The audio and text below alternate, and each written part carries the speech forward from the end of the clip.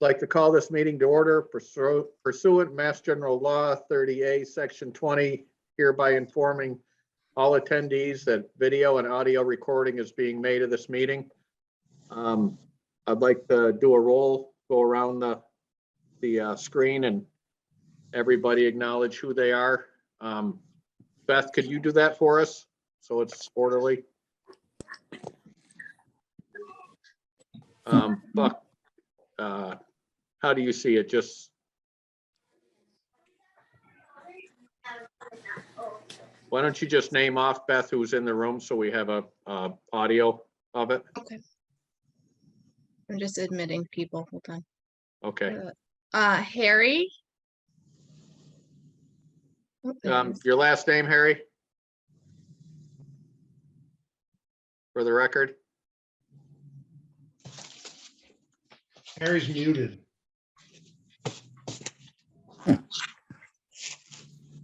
Can somebody unmute Harry? Harry, can you hear us? There we go.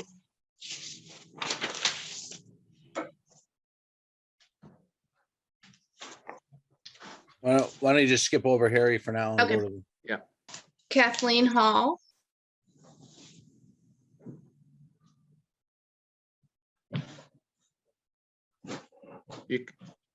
Okay, I'll keep going. Yeah, just make sure we have a first and last name, Beth. I have a Chris, but I Yeah, see him. yeah, that's Chris McCarthy. I'm a property owner at 25 Erskine Drive. I'm here to discuss the Erskine Drive project. Harry's last name is Kastranakis, if he's not able to hear us yet. Thank you. Yep. Brian Connolly.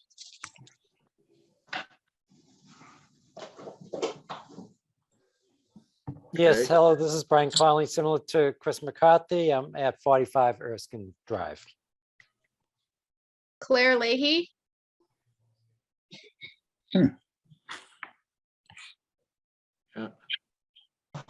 I mean, maybe the public can just be named that they're in attendance.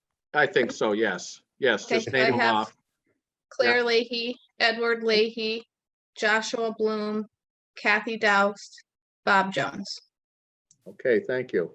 Yep. First, next up, I'd like to reopen our public hearing on our proposed zoning bylaws. And I'll start discussion on this.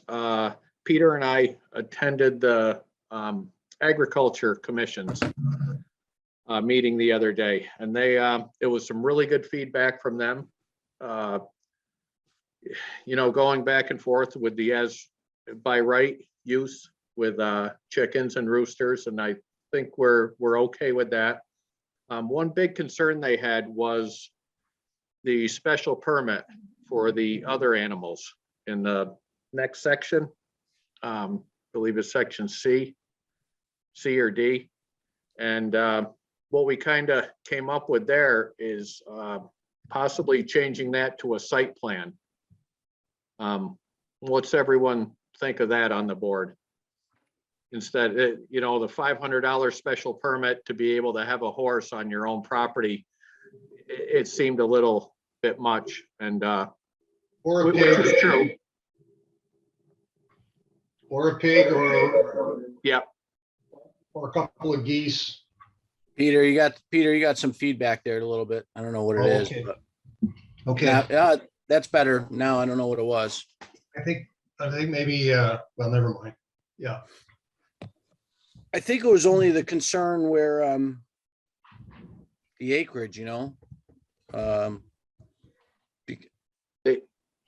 They were even the smaller lots. They'd like to see it not so constrained of the special permit, and the you know a lot of people involved in the agriculture are doing it for their own well-being and stuff. Not agriculture, but that part of it, and the special permit they felt was could be a little bit much. We also had, Buck, you should mention, we also had quite a lengthy and repeated discussion about roosters.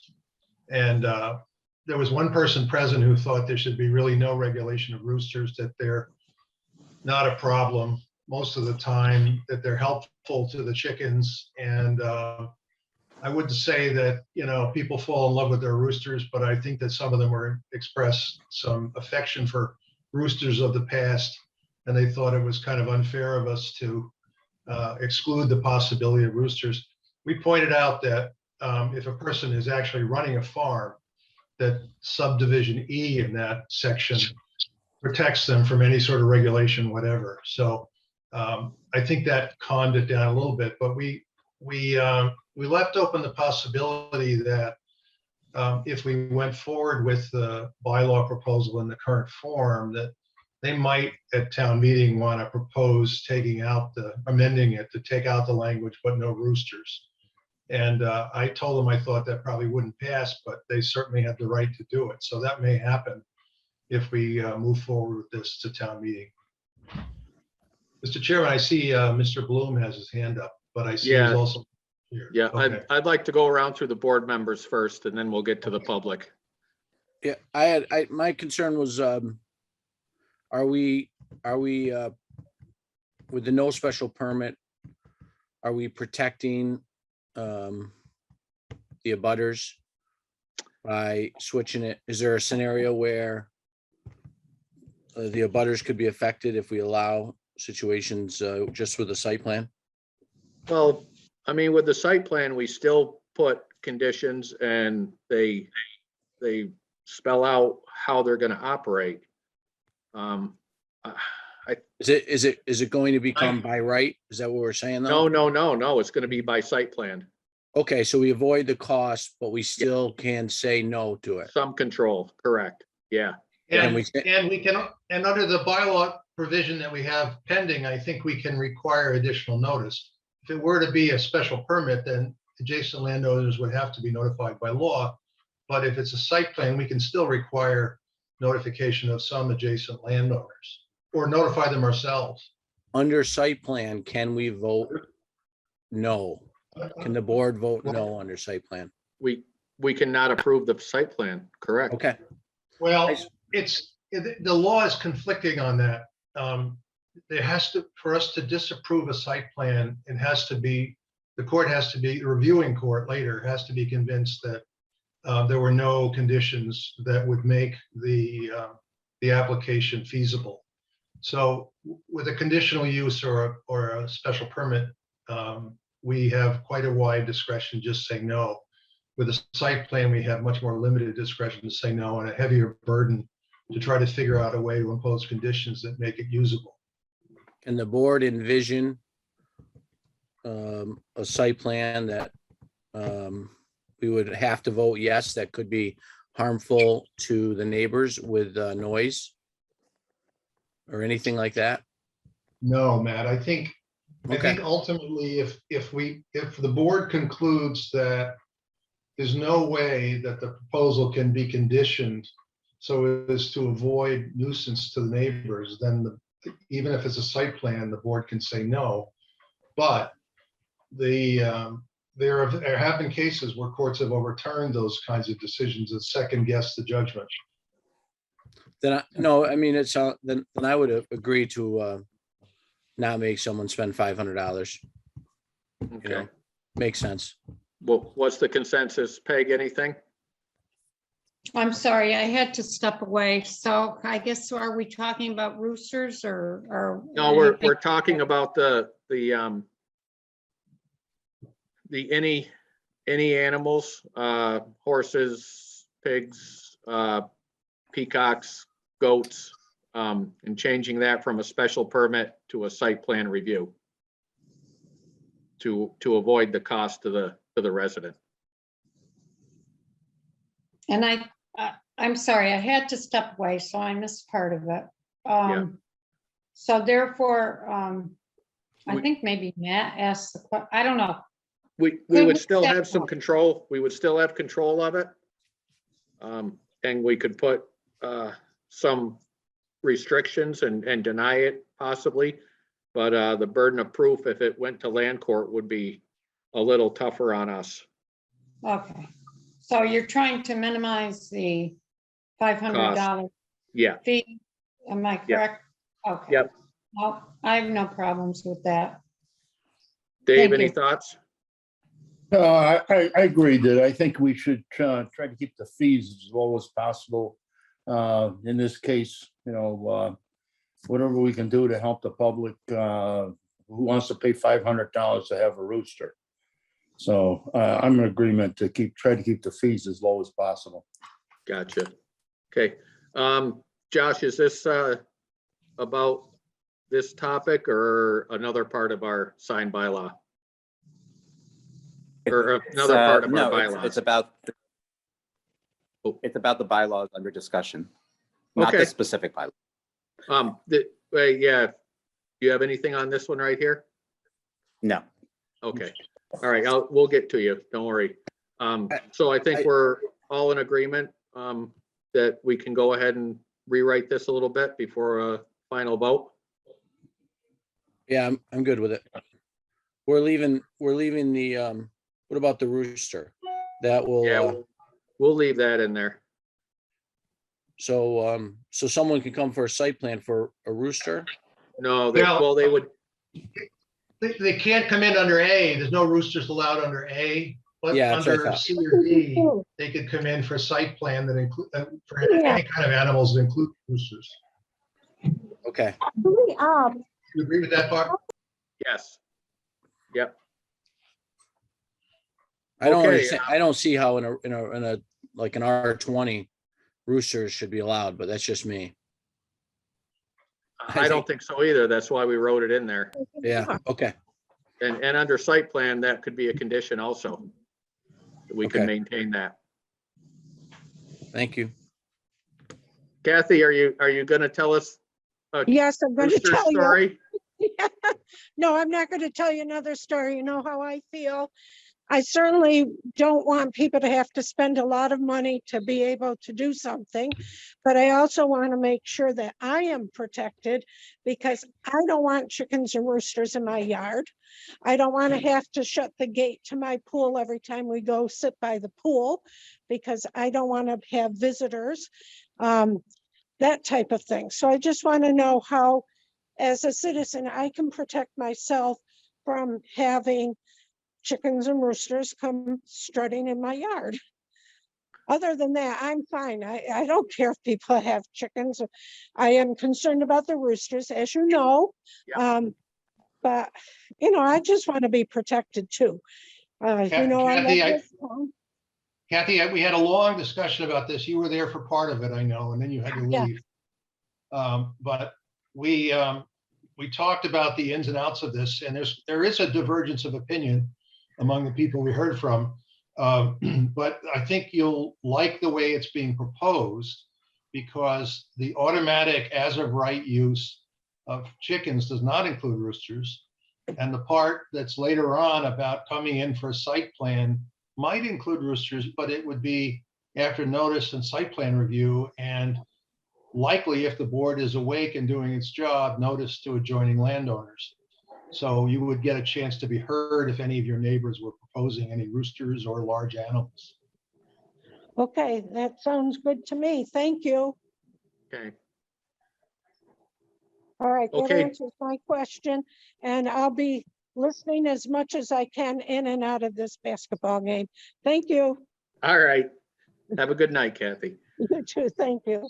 I think we're done with this part of the topic. I guess we'll talk to anyone else on the board have anything that has come to light about our amendments?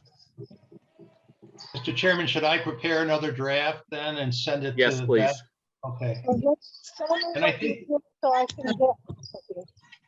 Kathy, I could think you mute, that's a please? Thank you. Josh, you're up. I think there was Thank you. also a place, Mr. Chairman, where I had found an error that I mentioned at the last meeting where I was talking about the We did. following section and that should have been the Yep. preceding section or vice versa. And I'll fix that too, okay? Thank you. I Yes, see sir. that, I know that later in this agenda, you're going to be addressing the sign bylaw, just having a discussion about the sign bylaws. So I want to turn attention to question number 7 that's in the packet, which also pertains to sign permits.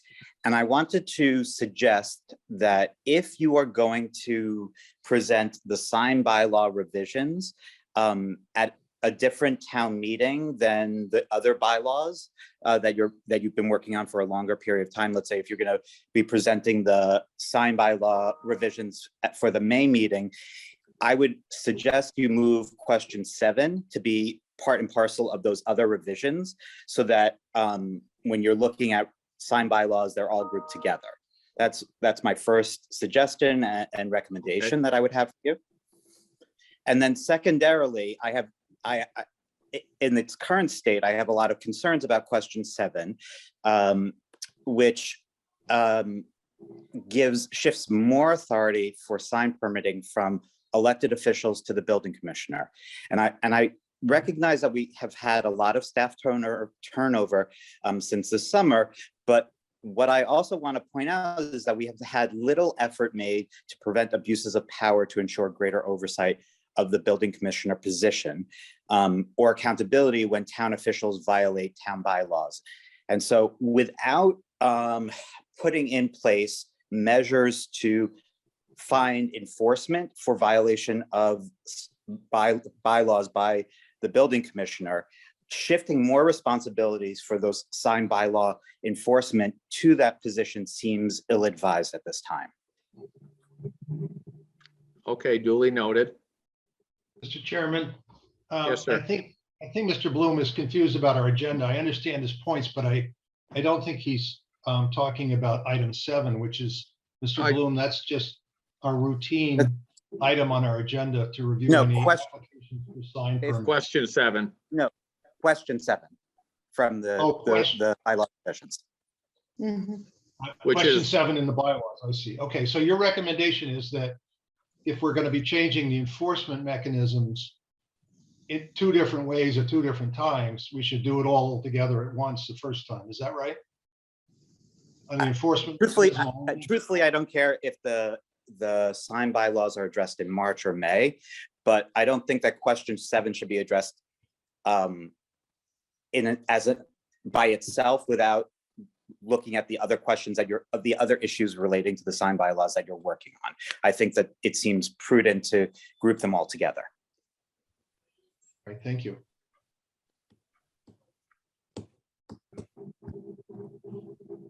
Matt's got his hand up, Buck. Yes, sir, Matt.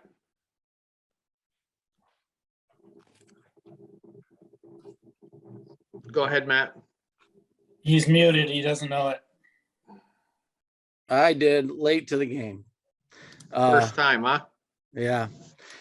Just in response to Josh, so the 7.6 that he's referring to enforcement, I would just disagree with changing the schedule. We've been working on that for a long time, and it's only for one section, and it's on an enforcement. And the reason we did that, Josh, is because the building inspector handles all of our enforcement. And this is the only thing up front that the building inspector didn't. So we're still going to get a copy of what the building inspector did. We're still going to see why they approved it or disapproved it. And a copy is going to be sent to us so we can check to make sure that they're following the laws correctly. It's just that the planning board, didn't want to handle the sign permitting process because it just holds the applicants up. The building department can make a quick decision for people who are applying for sign permits. Sometimes they have to wait a week or 2 to come to us. Or longer. Or longer, when the building department already makes every other enforcement in town. Well, So we thought, permitting really, Matt, they're not enforcing anything here, but it's a sign permit's very similar to a building permit application. That's right. If your sign is within the rules, you get it. That there's not much. That's right. There's no discretion there. Every other. Sorry, I was referencing 7.6. Yeah, every other municipality, and usually they go through same thing. They do the building commissioner. So we're following suit there with what is done in the rest of the state. Peg? I wasn't done, but that's okay. Oh, I'm No, sorry. I go thought you were done. I'm sorry. No, no, no, Go no. ahead, That's Yeah. okay. I don't need to talk anymore. I talk enough. Peg. Okay, I guess I would just like to say that Josh, I think Peter asked this question, but I want to make sure I have it correctly. You are concerned about the enforcement issue in the sign bylaws. Am I correct, Josh? I am concerned about granting more authority to a position of building commissioner while the town has had an experience within the last year where there was no accountability or enforcement of the town bylaws as it related to the abuses of power of the building commissioner. And so without addressing the faults in the system that allowed for those bylaw infractions to go on by a town employee, without the planning board, the select board, the zoning enforcement board, the personnel committee, or the police, or the town chief administrative officer doing anything about it, means that we have to figure out how we supervise the building commissioner's decisions that are within the bound of the bylaws, and to give that position more power without having addressed the faults in our system that led to what happened this last summer is problematic, in my opinion. Okay. Could I Go ahead. Could I just say that I understand your concern, Josh, on this issue. I am a member of the Historical Society and my sign was taken down on my lawn. So I understand the concern. I think, I guess I'm not quite sure about the state law. I don't know if the building commissioner, whomever is the building commissioner, he, she, they must answer to the selectmen, I believe, at some point in time. And I guess that is probably maybe part of the issue that you would like to have addressed at some very soon or sometime. So we have found, I would just say, it doesn't mean it's right. I'm just saying that we have explored this issue and have found that the building commissioner, whomever it is, should be accountable. And there are issues in the sign bylaw now that I think say that. And I don't know if we can rectify everything that's happened in the past, but we certainly want to go forward and make it better. Those are my thoughts on this. So I don't know if, I don't know where that leaves us, but I understand your concern. I understand that there was an issue. And we have to address these things and make it better in some way. Thanks. All set, Peg. Yeah. Gordon, I'm Thank- gonna go back to Matt because I cut him off before. So. Okay, Matt. Hey, thank you. I was just gonna say that I'm in favor of proceeding as we've planned. We're not handing over more authority to the building department. Josh, can you do me a favor and turn your video off? That'd be great. It's a little distracting walking around. I know you're busy, but perfect. Sorry. No, that's okay. We're busy. I'd like to just proceed as planned because I think the way we have it, the draft done with the building department communicating with the planning board on the approvals and disapprovals of the sign permits will, we'll be able to check what the building department is doing. And I think that was one of our concerns, is that we do want to keep on top of any building commissioner to make sure that they're following the bylaws and the sign permits correctly. So I think we have that covered already. And as to the timing when we do the approval or disapproval of these bylaws, I don't think it matters that they're separated. The board has been working on this for quite some time, and I think it's good that we get it to an end result. So, and I just want to mention two other things. We do have we have an interim town administrator, and I think we're close to hiring a new town administrator. And our old building commissioner is gone. So I think we're on to the future and not looking in the past. Thank you. Gordon? Yeah, thank you, Mr. Chairman. Yeah, I think we have a twofold issue, actually. There is something that happened in the past, and I think that was a failure of the system in that there was an employee issue as far as being overseen by the town administrator that didn't follow up maybe with proper action. And then there could have been an appeal to the zoning board of appeals. Any administrative body or employee of the town, if there's a problem under Mass General Law 40A for the powers of the zoning board of appeals, allows them to hear disgruntled or unhappy people with actions that are taken. So that could have easily come to the ZBA. We could have overruled. I'm on the ZBA at the moment. We could have easily overruled the building official and had them all replaced.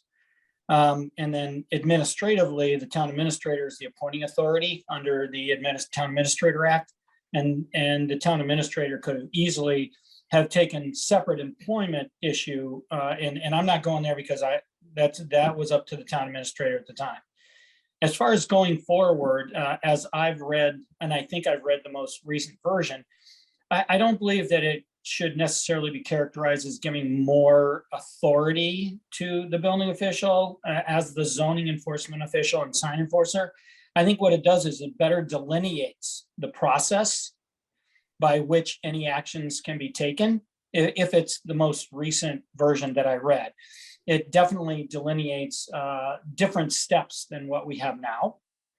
And the fact that the building official gets to issue sign permits, so the zoning enforcement officer gets to issue the sign permits without the immediate oversight and concurrence with the planning board, I think is actually a good thing for the people who are applying for permits. Because we have seen in the past where, because of holidays and other actions, where it can take at least 2 weeks or more for the issue of a sign permit to go in front of the planning board for a concurrent vote, because it's really 2 people have to vote now. The building official has to approve it, and then it goes to the planning board. I think there's always the right of appeal of the zoning enforcement officer's decision to issue or not to issue a sign permit. And that would go to the zoning board of appeals. And at this point, I know Josh wants to have some comments too. So I will, Mr. Bloom. So I will be quiet. And if there's any questions, and the fact that the zoning enforcement officer is the building commissioner is also something that's spelled out in MGL 40A. So as part of the general law. Thank you. Thank you, Gordon. I just Mr. wanted to Bloom? clarify that I did ask. Sorry, I wanted to clarify that I did ask the ZBA to address the bylaw infractions of the building commissioner / zoning enforcement official, and the ZBA refused. They said they did not have the authority to do so, or I'm paraphrasing there, but they refused to do so. So there was no ZBA willingness to do so. Gordon, Mr. Chairman, go could I ahead. respond? Yep. Yeah, I'm actually one of the members of the ZBA, and we were never called into a meeting to discuss the issue. I don't know who unilaterally made that decision. You might want to investigate that further with the past town administrator. I really don't know, Mr. Bloom, because I would certainly have no problem having called together a meeting and had a hearing on that issue as far as the procedural issues go. It definitely, the past zoning enforcement agent did not follow procedures in the bylaw. It would have been very easy to have made that conclusion. But yeah, I have no idea, but I will refer to the chairman of the ZBA and find out who made that call. Because certainly the zoning board of appeals was not called together to discuss that issue. That's all I can tell you. I really have never heard that it went before a request to the ZBA before, but thank you for bringing that to my attention. It's Francine Larson. Gotcha. Thank you. Who is Francine Larson? Gordon knows. Francine Larson is the chairman, and that's who I'm going to reach out to see, did she make that decision unilaterally? Because the board did have authority to take action, and we could have He referred it overturned. back. Again, maybe you can let me know later They said it who would made be that call. better to address with the town council. No, that's She did. not. If you discuss this with her alone, that was not a decision she should have made unilaterally, and it wasn't a call for the town administrator or the town council. The town council can't That's not what overrule. happened. Okay, great. Well, anyway, maybe I'll give you a call separately and just find out what the real story is rather than, I don't want to take up the board's time on this discussion, but I'd love to discuss this with you because it's definitely not the route this should have taken. I would agree with you on that. Sure. Absolutely. Thank you. Okay, I think Peter was the next one up. Thank you, Mr. Chairman. I just want to make a couple of points. One is that nobody has mentioned yet what I consider to be the primary reason supporting this current proposal, which is that the board has spent a lot of time reviewing administrative decisions that really don't require a lot of judgment. We typically review proposed sign permits for the questions of how large is the sign? How does it compare with the allowed size in this zone? How far back is the sign? Is the illumination proper? All of those are very similar to the decisions that the building commissioner routinely makes on the building code and then the zoning code. So we didn't really consider it to be anything out of the ordinary with the kind of functioning that the building commissioner ordinarily does. And as has been mentioned, we would get a report on each of those decisions. And if we had any questions about whether they, had collected the proper information, which, by the way, is not on the form that people are required to fill out for reasons I've never been able to understand. But if they don't collect the proper information and make a decision based on incorrect or incomplete information, then the planning board will see that in its report. I also want to mention to Mr. Bloom that in thinking over his proposal, I can see the wisdom in trying to sort of fix sign administration comprehensively once.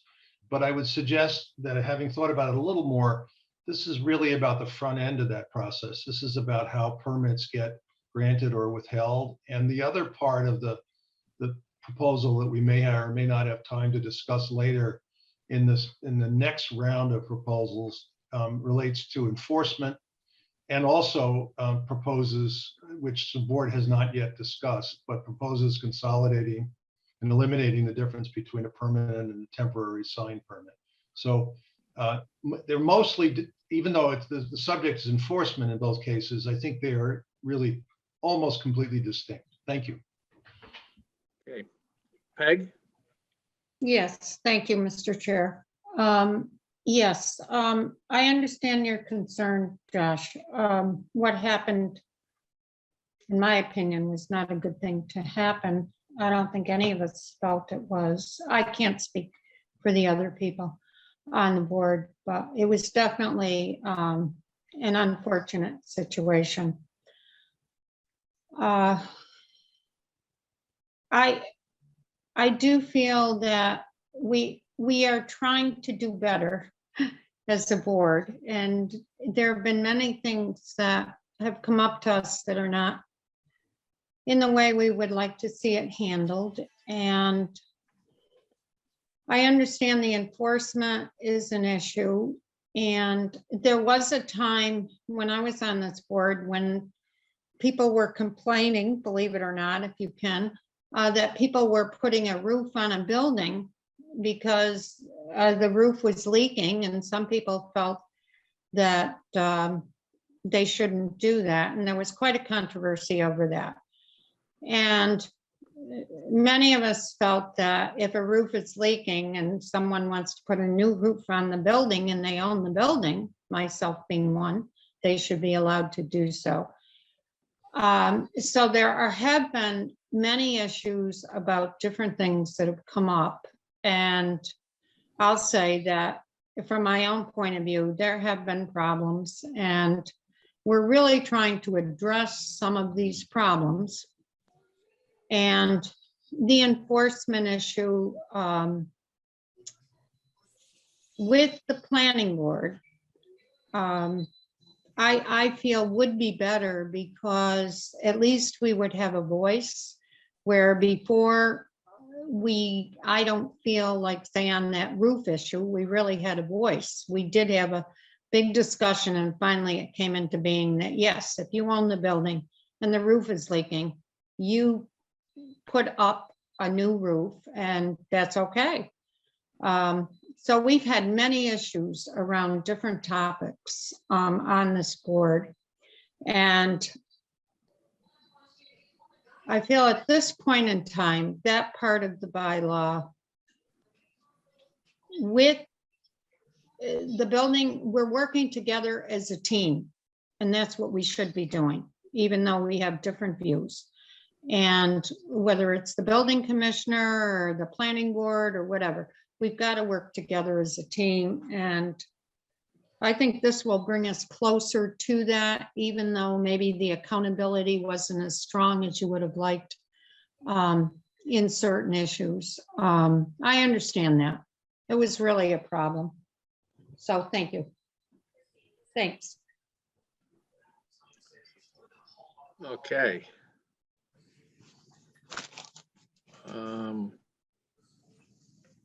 Anyone else discussion on our proposed zoning amendments coming up? Mr. Chairman, I understand where we are now is that we have a couple of, Oh, you cut out, Peter. Where'd you go? He accidentally muted. I meant to unmute and I stopped the video. All right.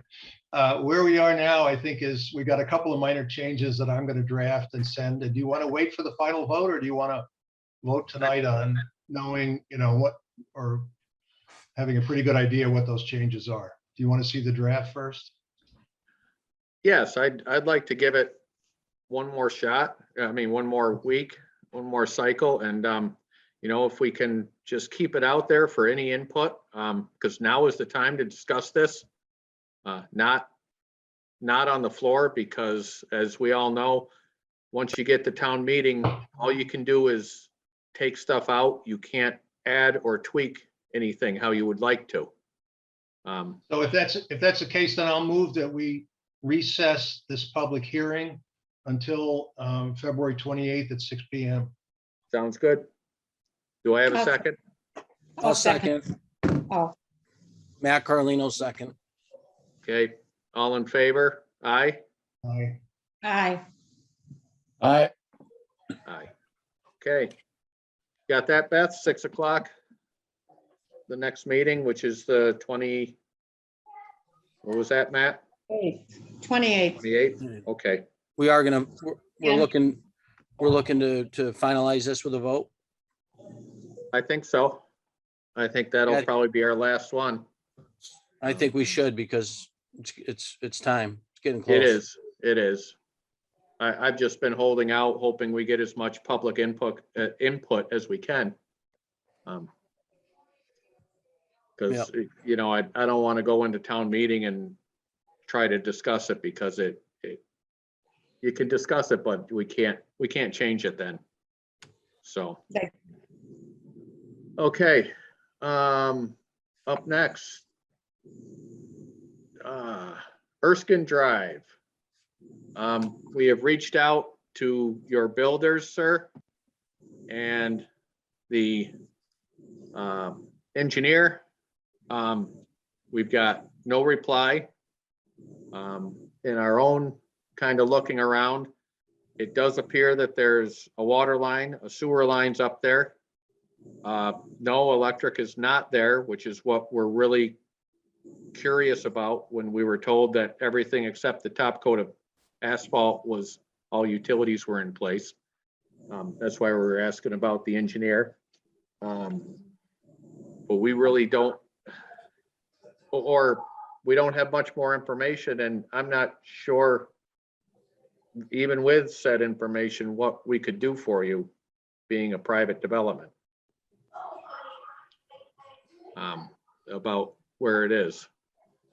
Peter, you've gone into a lot of this. You want to elaborate on it? I want to express an opinion about this. I don't know if the board shares it or not, but in reviewing the documents here, and I haven't reviewed every single one, but I've reviewed many. And I've talked to people involved somewhat. It's pretty clear to me that when the town approved this subdivision, the town thought that it was protecting future lot buyers from a number of risks. And those risks included the failure to provide utilities, the failure to provide landscaping, the failure to provide a final top coat on the road. And I think basically the town was outfoxed, or maybe outfoxed itself.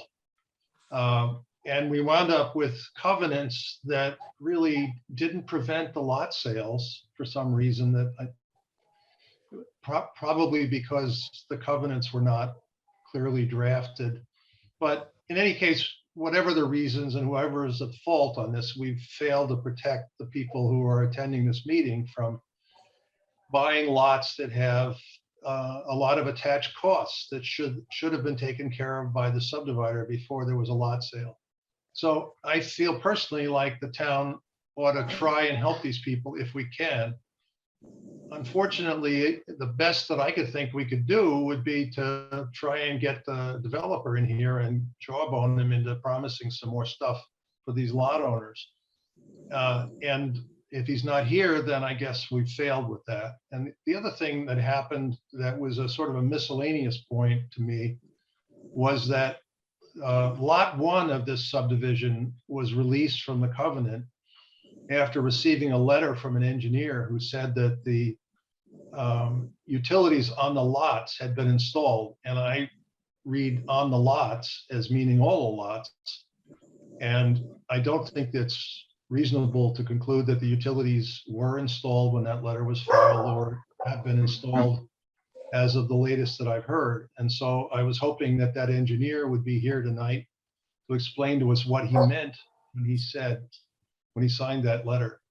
Now, I guess he's not here either, Buck, is that right? Correct. So I'm just not sure what we can really accomplish for these landowners, much as I'd like to help them. Agreed. Yeah. I really would like to help them, but we should listen for a few minutes, I think, at least, just out as a courtesy, but maybe they have some ideas about what we could do for them. That's my opinion. Thank you. okay. Is there one spokesman for you, gentlemen? Chris, would you like to start? Yeah, I don't know. What I can provide is I have been trying to work with Adam Hirsch, Rich O'Brien, and Jim Seidel.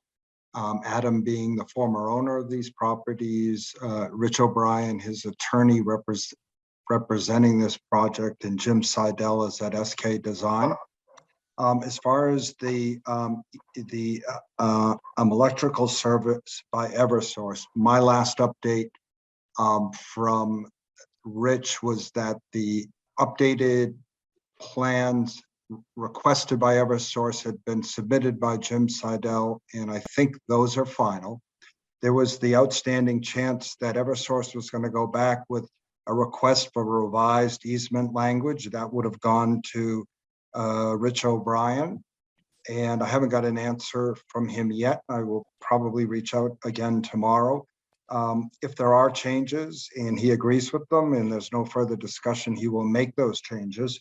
And it's my understanding that at that point, the work can go forward once those deed changes are recorded and Adam Hirsch pays for the work. So this is something that's been going on for 12 months. It is something, as noted earlier, that was committed to all of us at sale.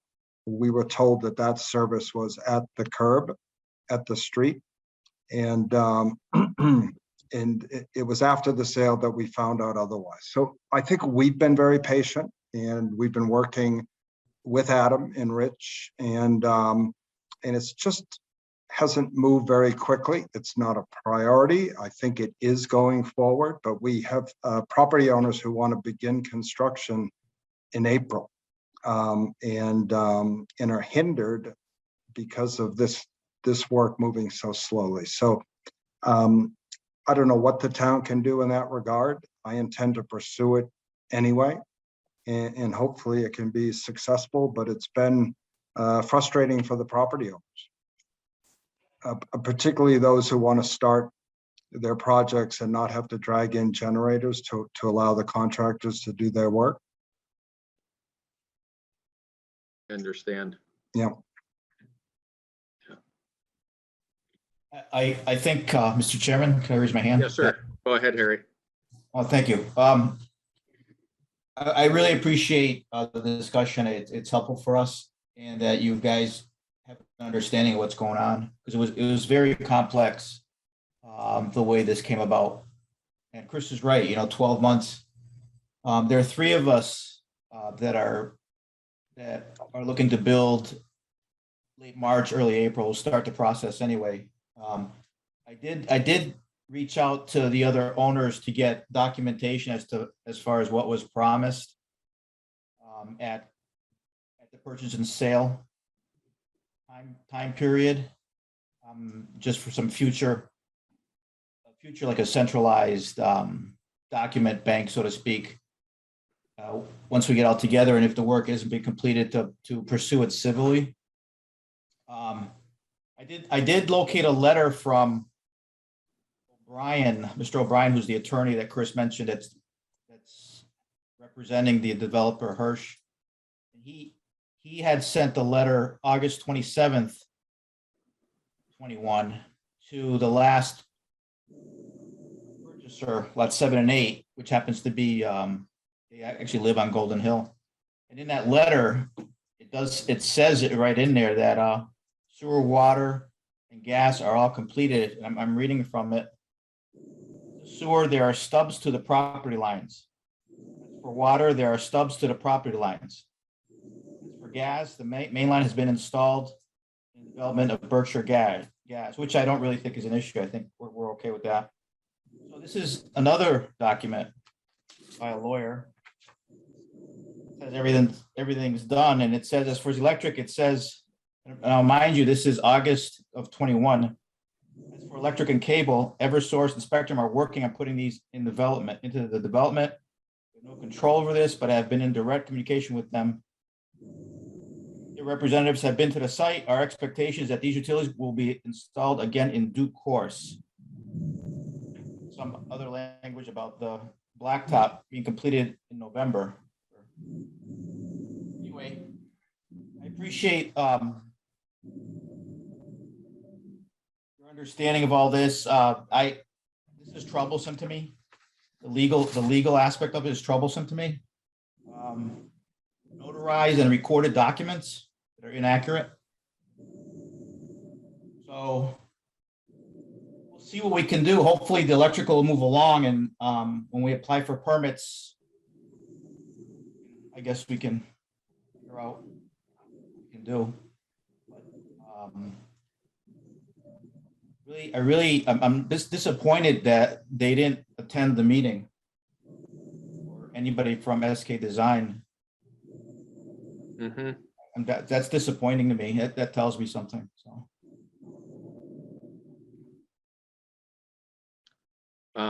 One other thing I didn't mention, Mr. Chairman, is that the only power I think this board holds at this point is to grant or withhold a release of the covenant. And since the lots have already been conveyed, the purpose of withholding a release of the covenant would have been to protect Yes, buyers of lots from misbehavior by the developer. And any withholding of release now would only further burden the people who've already got the mess on their hands. So I don't think withholding release is at all an option for us. So therefore, I'm afraid we have no tools, and I regretfully get back to where I was before, which is, it looks like there's plenty of civil matters here, but I don't know if there's anything that the town can really do for them. Brian? Yes, first of all, I just want to say thank you to all of you for giving us this forum, and for Mr. Forrest for actually going out and visiting the lot line. We've discovered a lot of information, and that's been extremely useful, and we truly appreciate that. And I think everybody's correct where it is probably a civil action. I don't know what's going on with the developer in the attorney, and why he would want to sign documents that could potentially be misleading or erroneous. But my only question, and you don't necessarily have to answer it on this forum, but maybe take it back, is the only time we've gotten any movement is when we've been that fly in the ointment to Mr. O'Brien, Mr. Hirsch, where Mr. McCarthy's calling them a couple of times a day. We're sending them emails and voicemails. If this, and again, this could be something you discuss in private, if there's something on official town letterhead, or just invite them again, that can say, we understand that this process is still going on.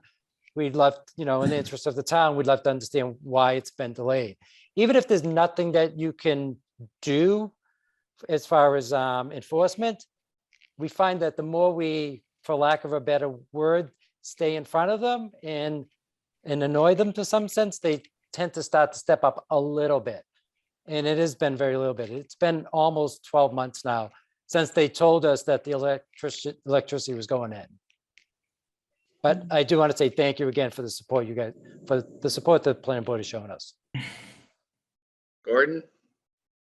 Yes, thank you, Mr. Chairman. I think Mr. Connolly mentioned one thing that I think is very, very much so the planning board should go forward with, and that is you need to reach out and officially request SK Design, get Jim Scalise down here to talk to you about what's going on. That may leverage between his potential liability issues and the developer, that might leverage him to get down and at least sort of fess up to what's going on.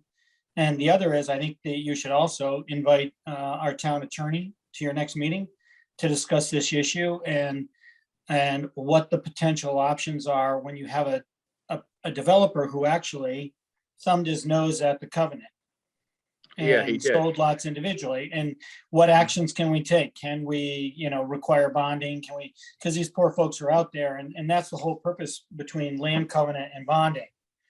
The land covenant is everything's in place before you can sell any lots, and he violated that. So I Yeah. think that there are some potential issues and legal actions the town could take against the developer and maybe even the attorney if he's misrepresented the facts. But I think you need to talk to Jeremiah and get SK down here at your next meeting and have them talk on the record and be recorded as to what they have to say and answer some of these questions. That's all. That sounds like a plan. Beth, you got some notes on that? And I'll talk to you this week. We'll get that. Mr. Chairman, I think the invitation to SK should be made formally, so I make a motion Okay, that based upon the filing that they made in, Harry, what was the date of that? Was 2000, the letter that said it was all in 2009, November or something? I'm sorry, which one, Peter? The one? The letter that said that the utilities were all in. Anyway, based on the letter from SK Design. Oh, yeah. That was January of 20, I believe. January 20. Oh, okay, yeah. I'm sorry, January Okay. 2020. Yeah.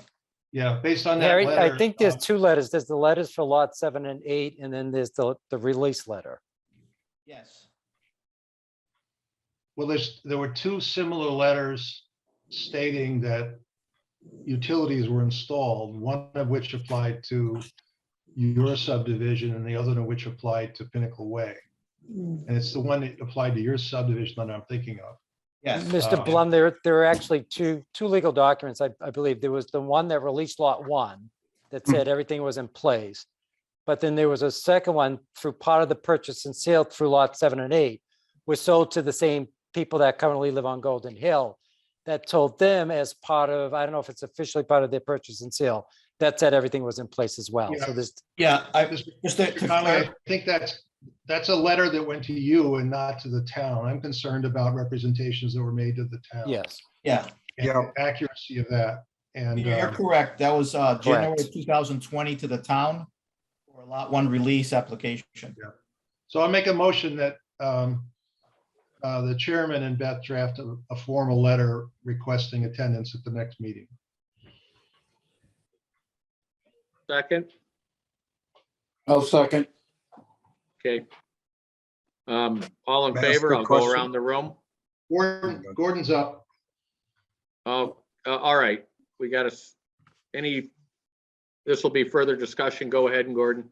Well, I'll make a discussion point, not on this motion, but I would like to make a discussion, but I believe somebody named Chris had something to do with this motion. So I'll wait until this motion's approved, then I'd like to speak. Okay. All in favor, Peter, Aye. Peg, Aye. Dave, Aye. Matt, Aye. Donovan, aye. Okay, we'll get them a letter. Gordon, something more? Yes, thank you. Thank you, Mr. Chairman. I think I have a concern, having been a past planning board member and an enforcement agent for the town, from the building department. I have a concern that SK Design has issued some kind of release letter. I think I heard that name. Yeah. And that it was not submitted to the town. SK Design can't release anything. Only the town can release a developer from a subdivision and its covenants. So I think before you discuss, you also make sure when you have SK and make sure you have that release letter and see what the language is, because they have no right to release anything. Only if they're sending this to the town, and it sounds like the town never received any kind of letter from SK Yep. Design. yeah, I'm not sure that's the case. May I add? Sure. I think at the prior meeting, Harry shared a document of that release, and it makes false assertions. And I believe it includes signatures from planning board members at the time who may have been duped or Yep. were probably duped. But Harry, is my recollection of that release accurate? Is it in fact signed by planning board members? It was, they made the statements that the utilities were in, and then they obtained the release of the lot. Yeah, I think I was one of those planning board members. We got the Yes. letter and we approved the release Mhm. based on the letter. Yeah, So Agree. that's my- We I'm re- concerned. Yeah, Agree. my We- question. yeah, agree. We did release 1 lot. Yeah, and so my question is, we've spent some time talking about it being a private development, and no one's contested that. We've spent time talking about it being a civil case. But what does the town of Lee do when developers and their engineers submit documents with falsehoods to the planning board and then take actions to actually release that property? You know, this is separate from my problem, but what does the town of Lee do in circumstances like these? I think we're gonna find out right now. Gordon? Well, thank you. I know Peter had his hand up too, if he wants to speak first. He's a full board member. I'm just an associate. Okay, all right. Go ahead, Gordon. I'm dying to hear.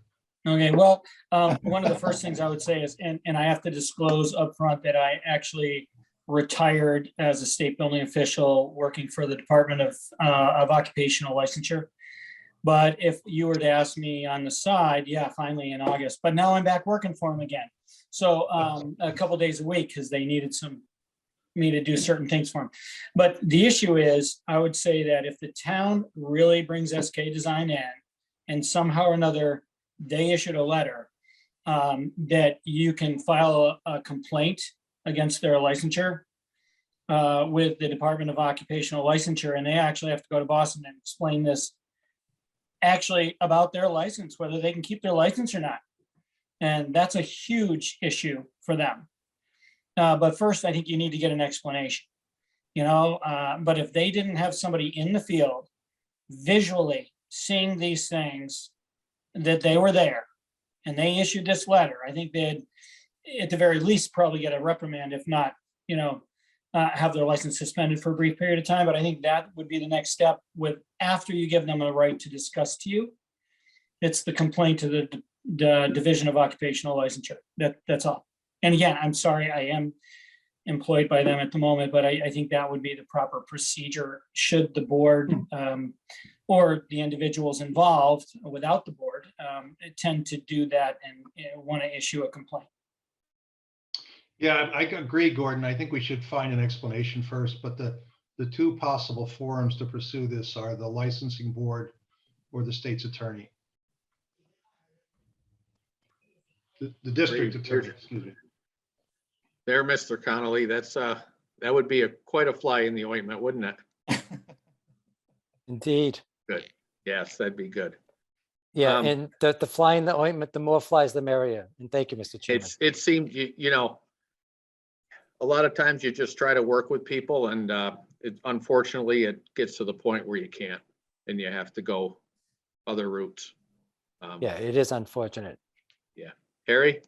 Mr. Chairman, and I agree. I think, we don't know what information was represented to SK Design. And, Yep. And so that's an issue too, but we really appreciate that you're taking these steps for us. And hopefully, I think the last time at the first meeting, just a few days after, there were some positive steps in communication with Chris McCarthy and them. So I don't know if somebody was talking and somebody picked up the phone and said, what are you doing? But it seemed to have some effect. So maybe this meeting will have an effect too. But I think it's very important that we're very happy. And I hope I speak for my neighbors, my future neighbors, that we can maybe bring them in and ask them, and the possibility of a guarantee for the future work can be brought up, what they're willing to do. We're very happy that, that process can start. Thank you Good. very much. Any further discussion? Okay, moving on. Eagle Mill. We reached out to Mr. Cohen to give us an update where he is, and got no reply. Who knows? There's fences up. There's a general contractor. I've talked to some members of that GC and they're just hearing delays also, but they are still planning on working on it. So that's a good sign. About all I know. Anybody else? Well, Beth, Mr. you didn't get Chairman, anything? they held a ceremony on that site in, I think, November. And they invited the congressman and they invited all the town officials, and they dumped a big pile of dirt and handed out shovels for people to move it around in front of photographers. Nice dog and pony show. Yeah. Yeah. And then everybody went home, and that was 3-4 months ago. Yeah. And I understood that they were still waiting for approval of one source of funding among, was it 9 that they had to get approval on? And I don't think it's unreasonable to ask them where they are, and to have Mr. Cohen not even reply to Beth, I think is a very disturbing development. He has been before this board at least 3 times asking approval for his project in various versions. And when he did that, he claimed that he had been working very cooperatively with this board and with the town for years. And I just don't think this is very cooperative to just ignore our request to appear. So again, I'll make a motion that we write a letter to Mr. Cohen asking for an update on his financing and his construction schedule. Yep, agreed. Is that a formal motion? That's a motion. Do I have a second? Second, Matt Carlino. Okay, any further discussion? Hearing none, I'll go around the room. Dave Forrest, Aye. Matt Carlino, Aye. Peg Byron, Aye. Peter Blum, Aye. Buck Donovan, aye. We got another letter to write, Beth. Oh, joy. Okay, town master plan. Oh, I'm sorry. Josh, do you have your hand up, or that's a little different? That symbol? What do we have? No, that's just from before. Okay, all right. Moving on, town master plan. Beth, did Chris get back to us on that? Yeah, so far, the update for that is he's applied for a grant for additional costs, and I believe it's for 25,000. And we're just waiting to hear if we get the grant. That's all we have right now. Okay. So Okay, basically, everything's in neutral for now then, right? We're waiting for the Yes. grant and we're not moving Yes. forward. We're even sending out RFPs yet. Well, we don't do that. did No, he I send know. out an RFP, Beth? No, No. Because has to get some funding in line, I think. So, yes. okay.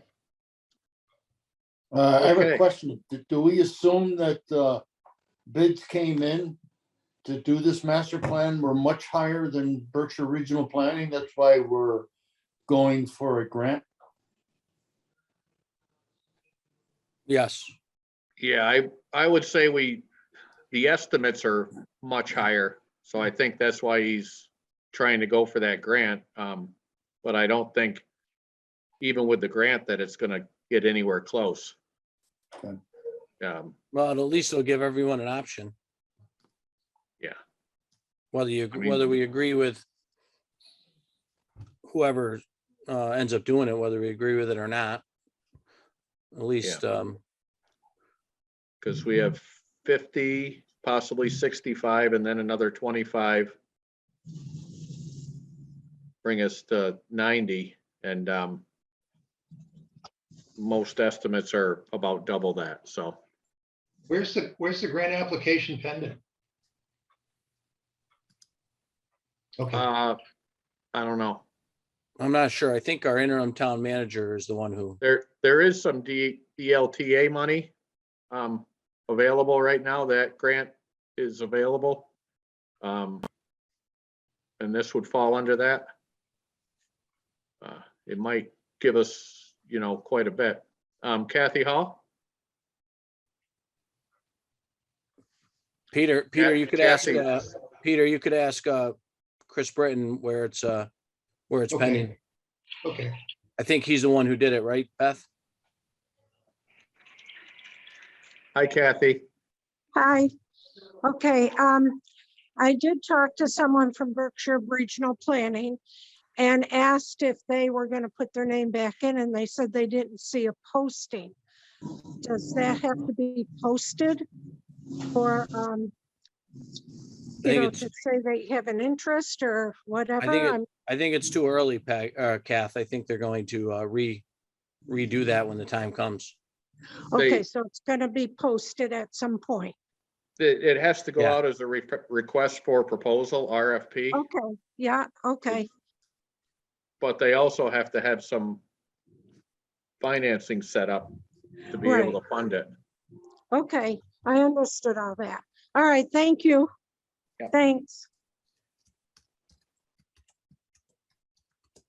Okay, anything else on this master plan? I'm not sure where it's gonna end up.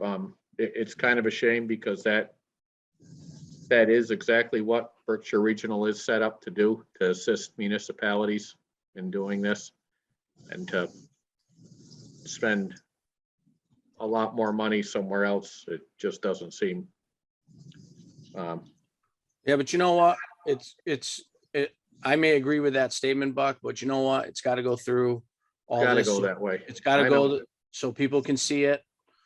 And, it's too bad that, people think Berkshire Regional was instrumental in on all the other stuff what's going on, but so what? Let's let it go through the process. Oh, That's true. Yeah. Oh, geez, that's what it is. Okay. I don't, Peg? Yes. Kathy Hall, sorry, Peg. Kathy, you got to mute. Yeah, oh, I'm sorry, I don't know how to put my hand up on this. Well, you just got to mute yourself. There you go. No, That's- she wants to speak. Well, that's all right.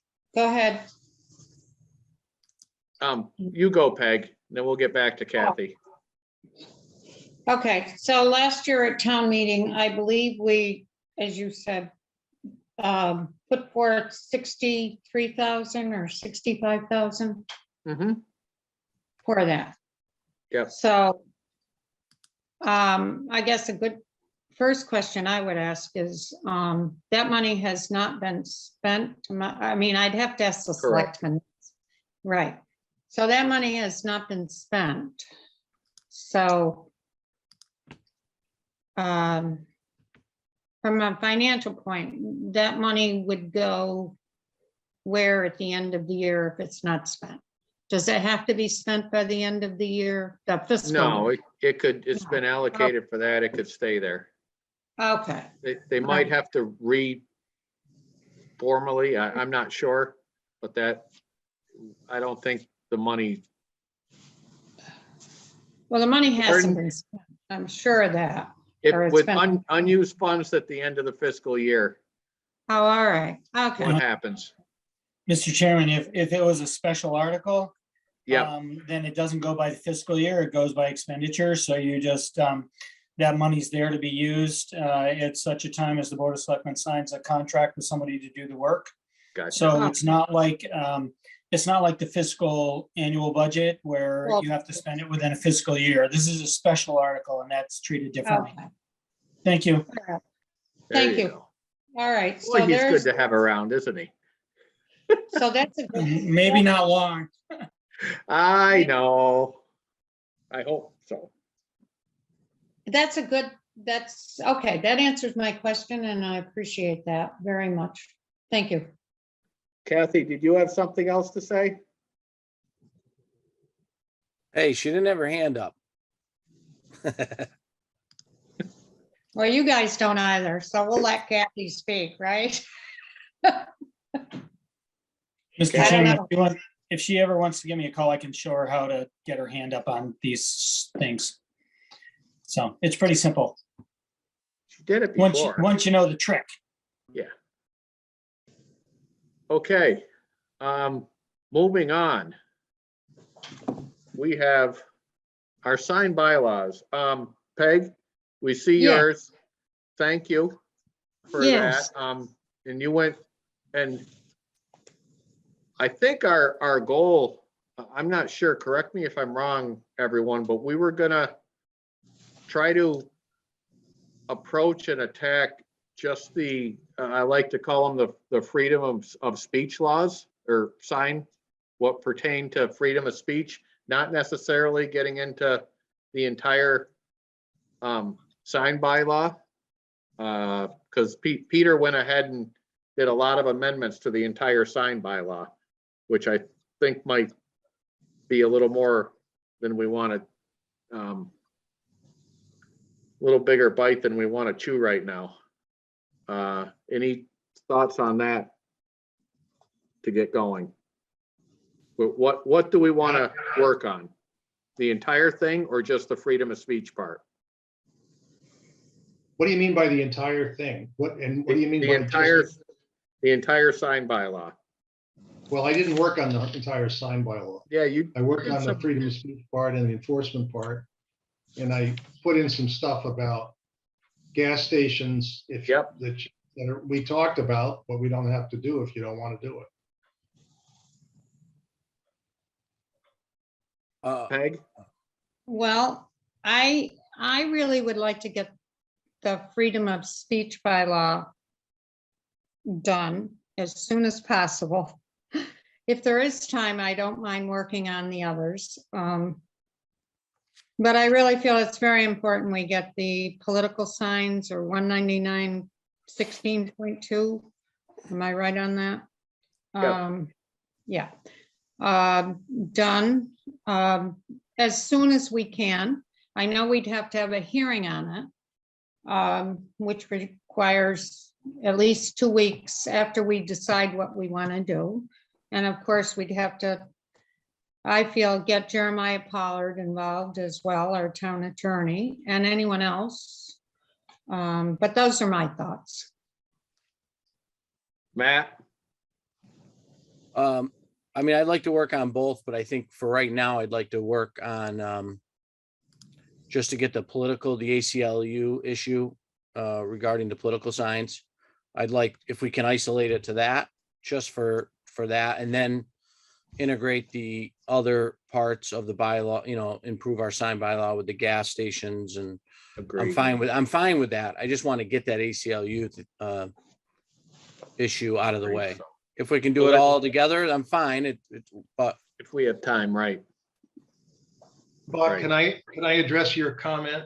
I'm not sure what you think we're gonna, get her done really means with regard to the ACLU issue. I see the ACLU issue as very complex and involving risks whichever way we turn. And we could write something simple, but I think we would wind up regretting it. So if somebody has, a 1 or 2 line solution to this thing in mind, I'd love to hear what it is.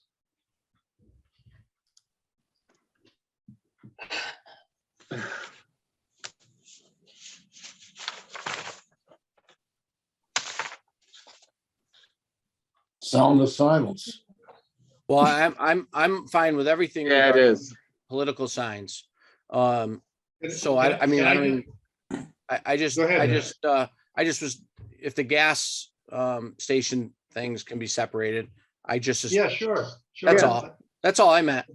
Oh, I see. Okay, I thought Buck wanted a short, thing that solves the well- ACM problem in a line or two, and I just having trouble imagining what that looks like.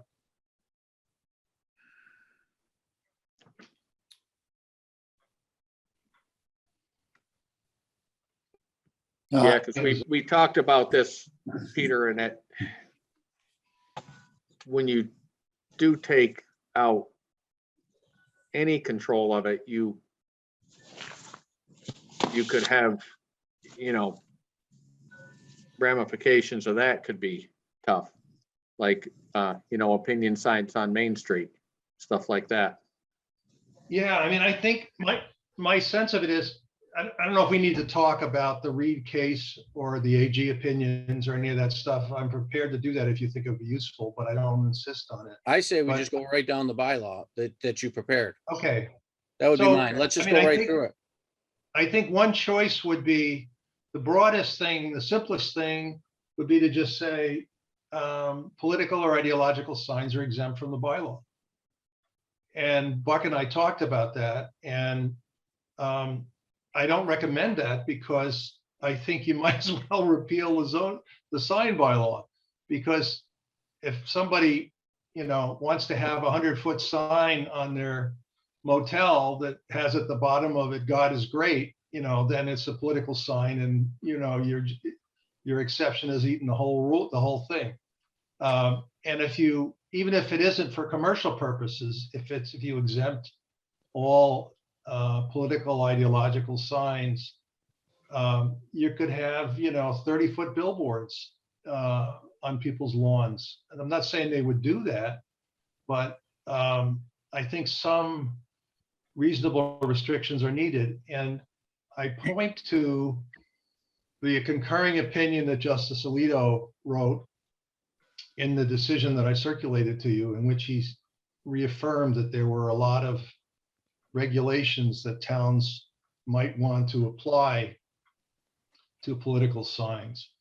And so what I've tried to do here is to avoid the poison of having a classification system that's based on content.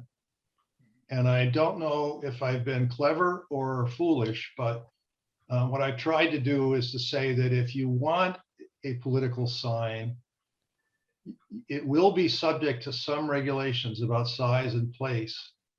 The regulations will be narrower and more restrictive than what the ACLU letter said, which I have read. And the ACLU letter said that basically the only kind of sign you can restrict is one that interferes with traffic. And I do not think that is the law. I think that Justice Alito stated the law far more accurately than the ACLU did, but the ACLU is the one that would sue us if anybody was going to, so we should pay attention to them. But my proposal is that a political or ideological sign should be allowed without a permit up to a certain size on anybody's front lawn or side lawn. And further, if they want to get a bigger one, they would get a permit, and it would be subject to the size limits that a commercial sign would be subject to in that zone. And I think that avoids, I hope that avoids the constitutional problem of classifying regulations by content. Thank you. Okay, we'll start with Peg. Okay, Peter, on 199/16.2, your first B political sign. I guess I was just wondering, as I read it, I'm just asking this, or expressing an opinion on matter or religious or public interests. Could you explain to me what that basically means in reality or in? Well, we had this idea that a political sign is something that relates to an election and that it has to be taken down after a while. Right. And we got to get rid of that. And so what I was searching for here was a global definition that would cover pretty much anything anybody would want to put up for any reason. That's I'm the not sure how- definition there, Peg. Yeah. That's from the definitions part. Yeah, I'm not sure how I feel about some of these things. And Peter, thank you for doing this. I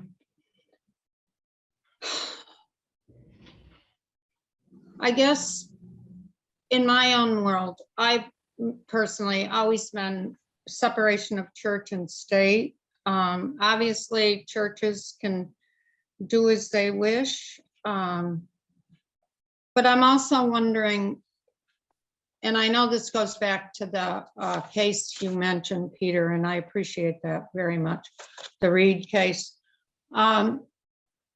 Does it mean, sometimes if you travel south, you find a lot of signs. You find if you go to South Carolina, there are millions of billboards and millions of, I will say, religious signs along the road. And I guess I would feel, I guess I'm just sort of like separation of church and state. Obviously, churches have a right to do what they wish. I guess the signage to me, though, I mean, if I'm in the South in certain parts and I see huge signs, you must do this, you must do this, or whatever, I'd like to try to avoid that at any cost. Because I do. I think Yeah. we have a somewhat more limited ability to avoid that than we did 15 years ago, right? Okay. Because of the case which is stated in terms of content regulation. Right. And the case involved a church, and I don't think that's irrelevant for predicting the outcome of any challenge to a Lee bylaw. I think the Supreme Court is very solicitous of claims made by religious groups these days, more so than ever, probably now that we have Justice Barrett.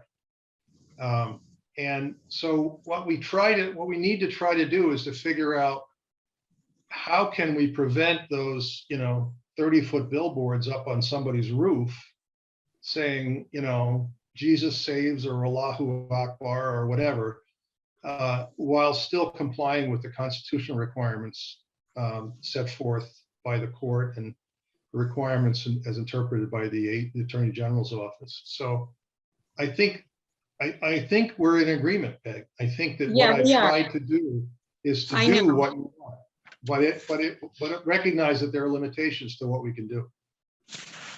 Yeah, I agree with you, Peter. I think we are in agreement. I just want to make sure, because it is confusing for me. I'm not, you know, a legalese. And these things are important to all of us.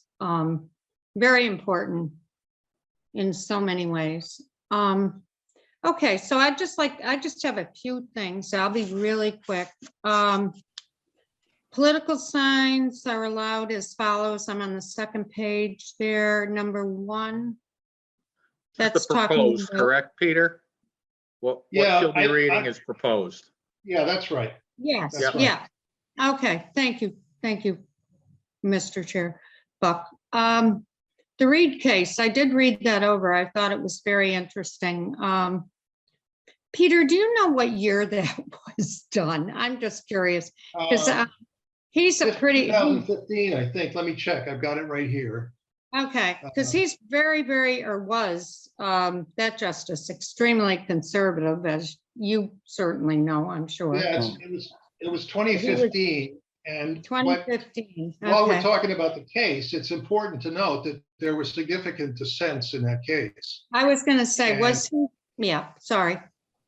Well, Go I ahead. think that the majority of the court stated a very broad view about very strict scrutiny review of any regulation of content. And Justice Kagan wrote what I thought was a very persuasive opinion that depending on what your classifications are, almost anybody with any content could claim to violate that rule. So she foresaw, you know, vast problems ahead with the Right. court's new rule.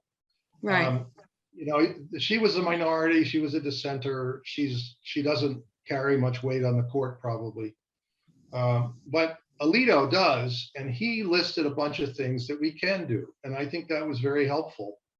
And so that was really the basis on which I tried to draft this proposal. was he in the majority or the minority, do you know? In I that- think it was a concurrence.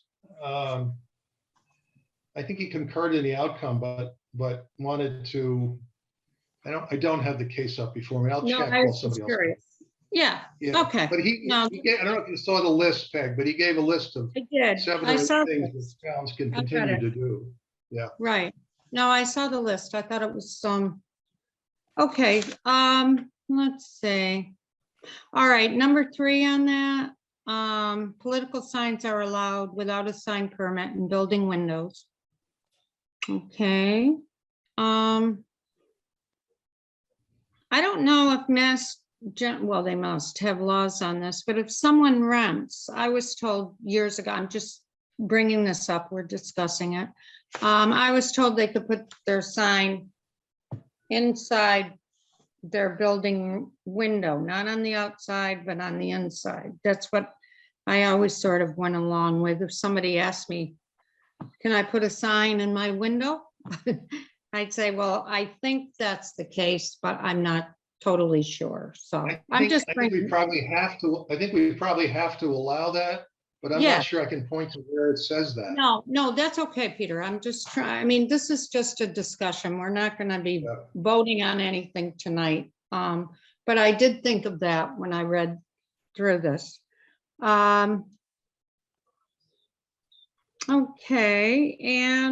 Okay, and then I'm on the next page.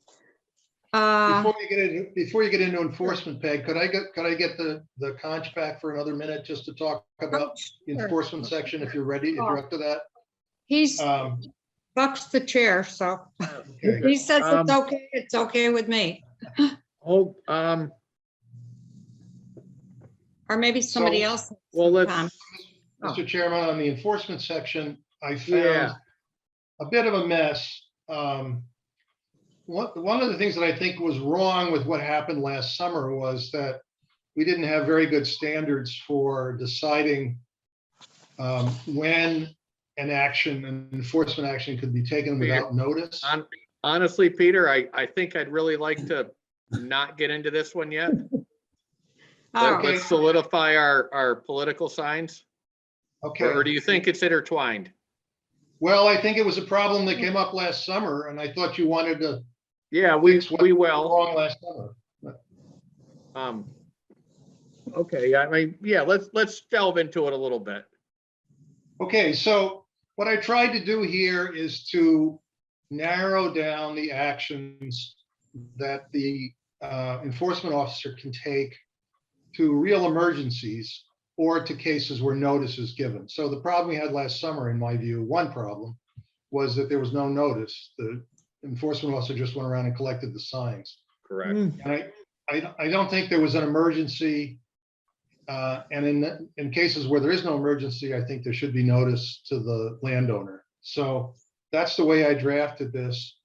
And I tried to articulate where I thought emergency enforcement would be appropriate, such as when, there's a sign in the right of way or there's a sign on a utility pole. These are all things that we can debate.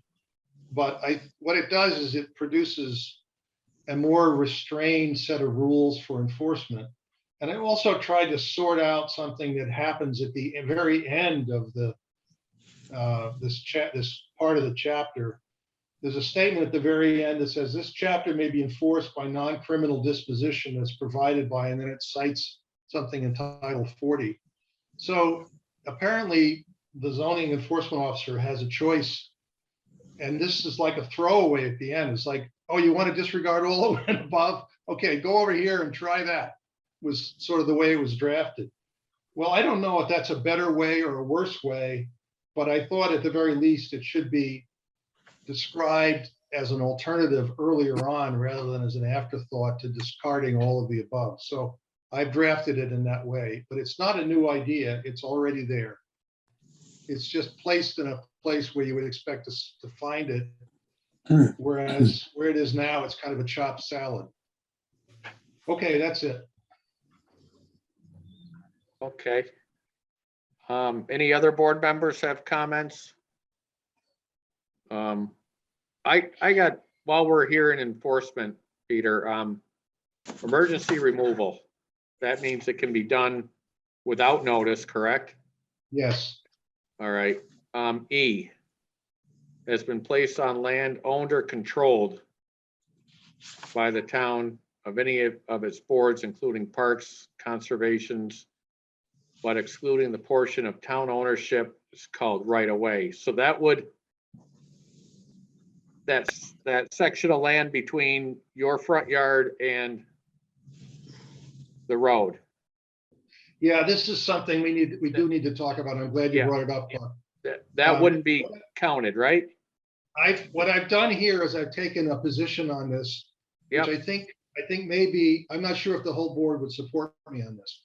What I did here is I made a decision because I don't want people arguing about where the right of way is. Correct. Yep. I don't think we need to have surveyors out there marking the boundaries of rights of way in order to determine sign enforcement issues. So if it's on the yard, I'm saying it's okay. If it's inside if there's a sidewalk and it's inside the sidewalk, that's okay. But it's not okay if it's on, in the town park or on the town street or, placed in the roadway.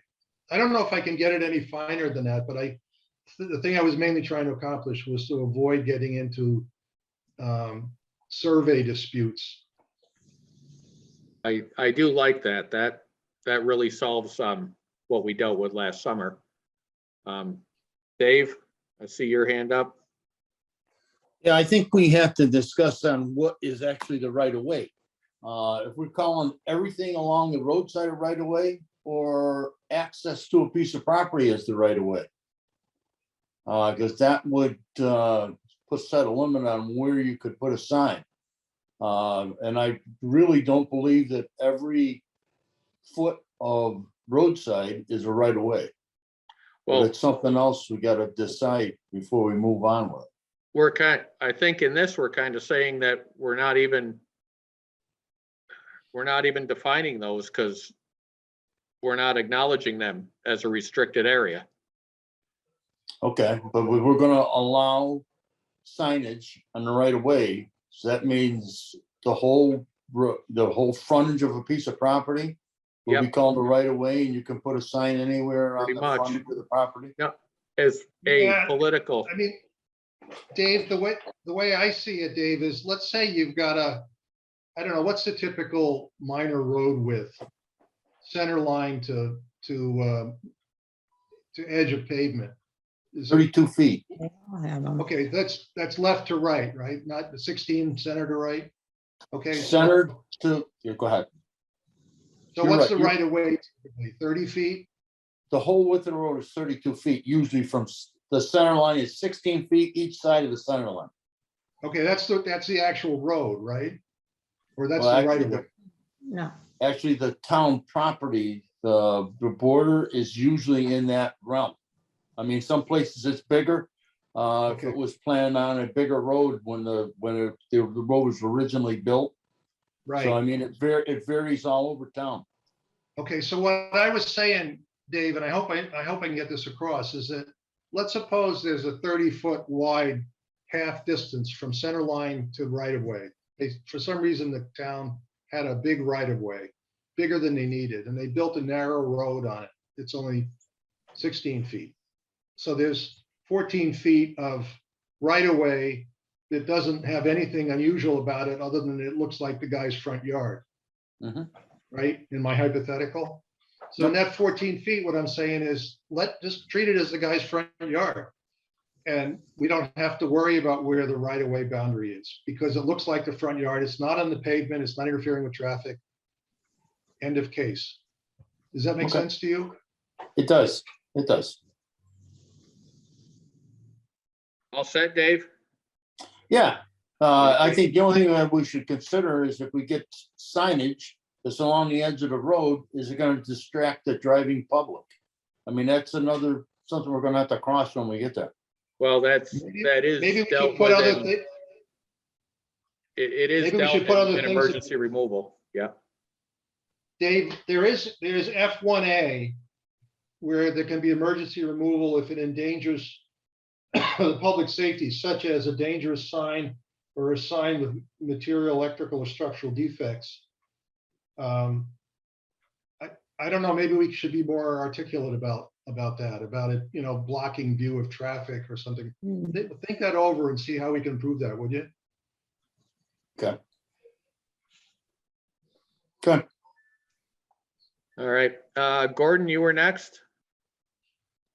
Yes, sir. Thank you very much, Mr. Chairman. A couple things.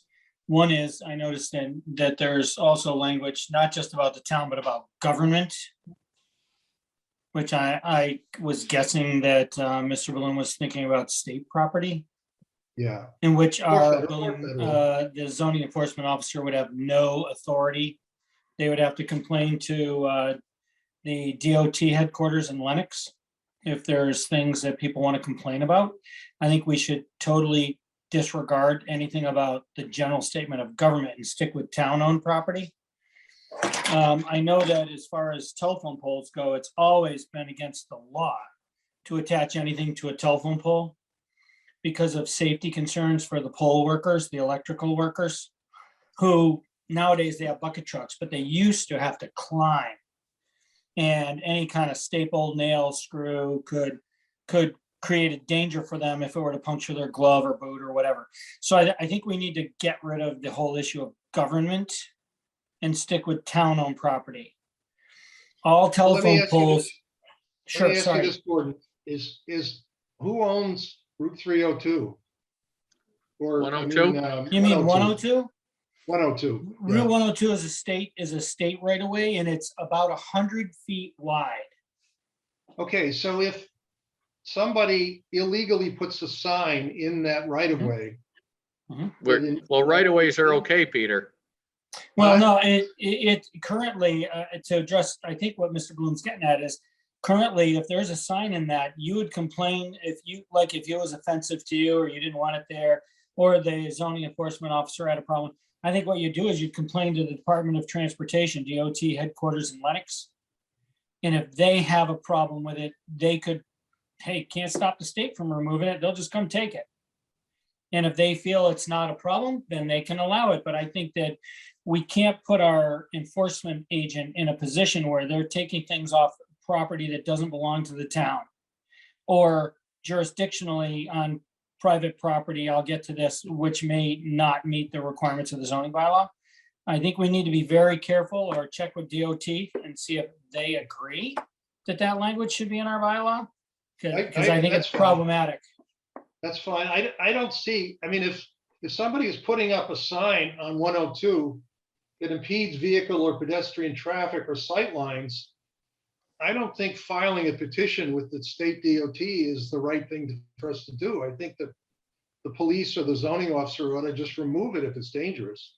But Well, I think you have maybe to we get in. disagree. Well, I think that it's problematic and that we should check with Jeremiah on that. Because if Okay. you're going on state property, if the state wants to allow it, then we have no right to disallow it. As a municipality, you can't overrule the state because their laws supersede ours, obviously. That's true. That's true. Yeah. If it's permitted, I agree. But if it's just placed there by somebody who's, having a garage sale, I don't know why we should have to go up to Lenox, but I Well, understand.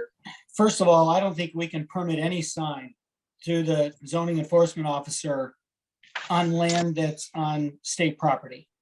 This is that's- about emergency, removal, not permitting. I get it. I do get it. And if, I think that if it's an emergency issue, that means that it's blocking a line of sight, probably for you exiting a roadway onto the Mass State Highway Program. And I think that absolutely would go to DOT, not to our zoning officer.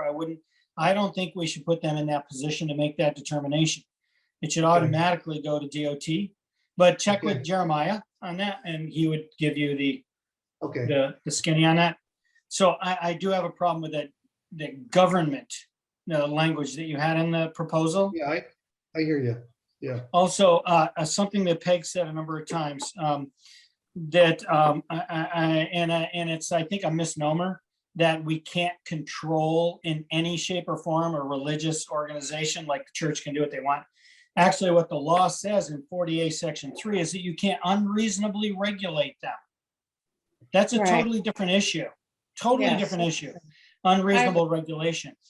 So what you can also think about, and what I was going to suggest to you on political signs and whatnot, is that, and religious signs, if you want, what you could put in the bylaw is that they can have, without a permit, if you want, they can have the same size signs as the largest one that's allowed in that district, whether it be residential or business. And then anything above that, you cannot make it a special permit. That's very clear by court decisions. But what you can say is that they maybe need to come for site plan review, where you could figure out how far it is. Because personally, I would not allow, and I think you need to talk to Jeremiah, I don't think any sign, political, non-political, whatever, can be allowed on town property without the approval of the select board. The select board controls all town property. If you want to put up a telephone pole and it's in the town's right of way with a DPW, you have to go to the Board of Selectmen, not the DPW or anybody else. You go to the Board of Selectmen for a permit. That again is covered in the general law, where they have to, when I was on the board, we used to see, 12, 15 times a year where a telephone or electric company comes in and asks for the right to put up a pole somewhere that's on town property. And that's issued by the Board of Selectmen, that particular approval. So I think we need to be very cautious and check with Jeremiah on the legal issues involved around, because I believe any sign that belongs on town property, if it's not approved by the Board of Selectmen, should be immediately removed. I don't have a problem with that. Because they have no permission. And what's the liability if someone were to trip or fall or say, oh, they were looking at that and, whatever. drove off the road or tripped on it or what, there's liability that attaches to things on town property. Just as you need permission from the town to put out tables and chairs on the sidewalk in downtown. The selectmen control all that. So Gordon, That's maybe all. I should add something to that F1 that just says it's been placed on town property without permission of the selectmen.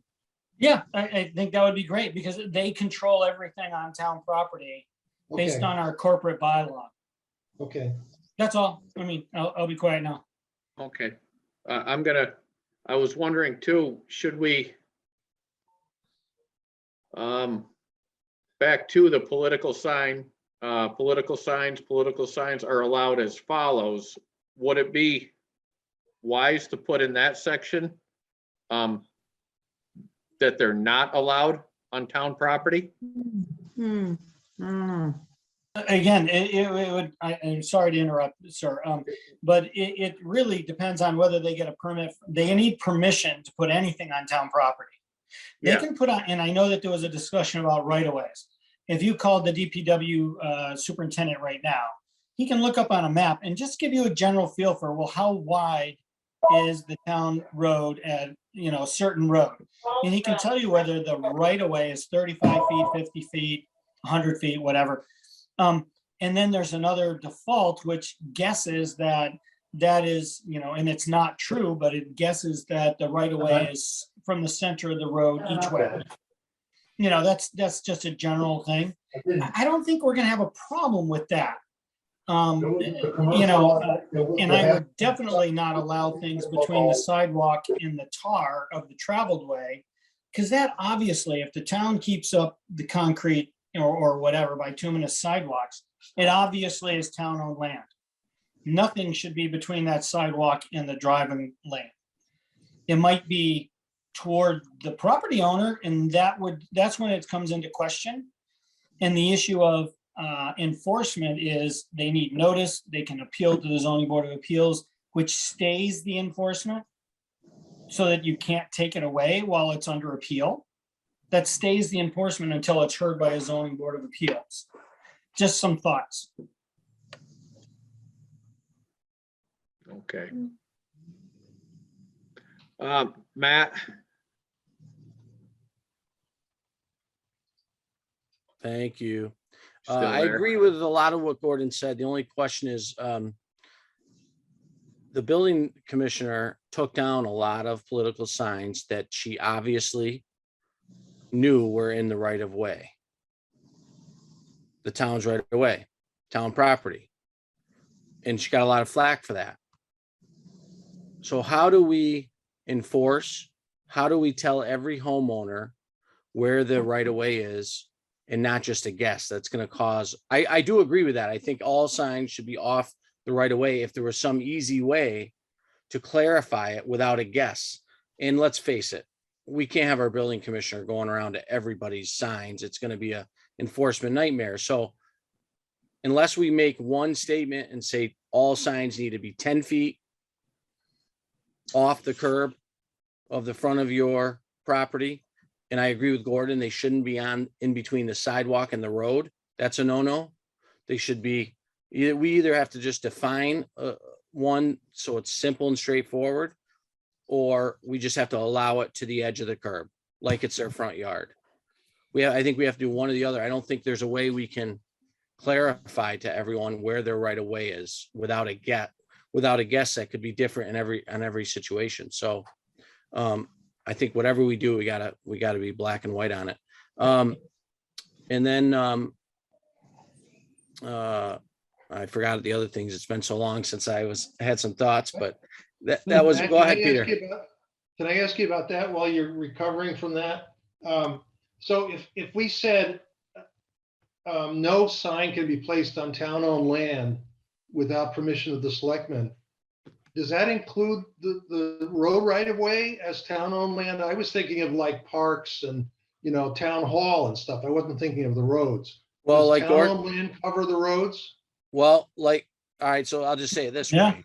Like Gordon said, if you want to put a telephone pole up in the right of way, you need to go, the town owns that property, Yeah. even though you mow it, even though you use it, it's really not yours. Like I had to move make sure my bushes were off the easement, because if they ever needed to go into that easement, my bushes would be in there, and that's really not my land. So technically, and then if it's off the right of way, that also solves the emergency problem of sight and vision and danger.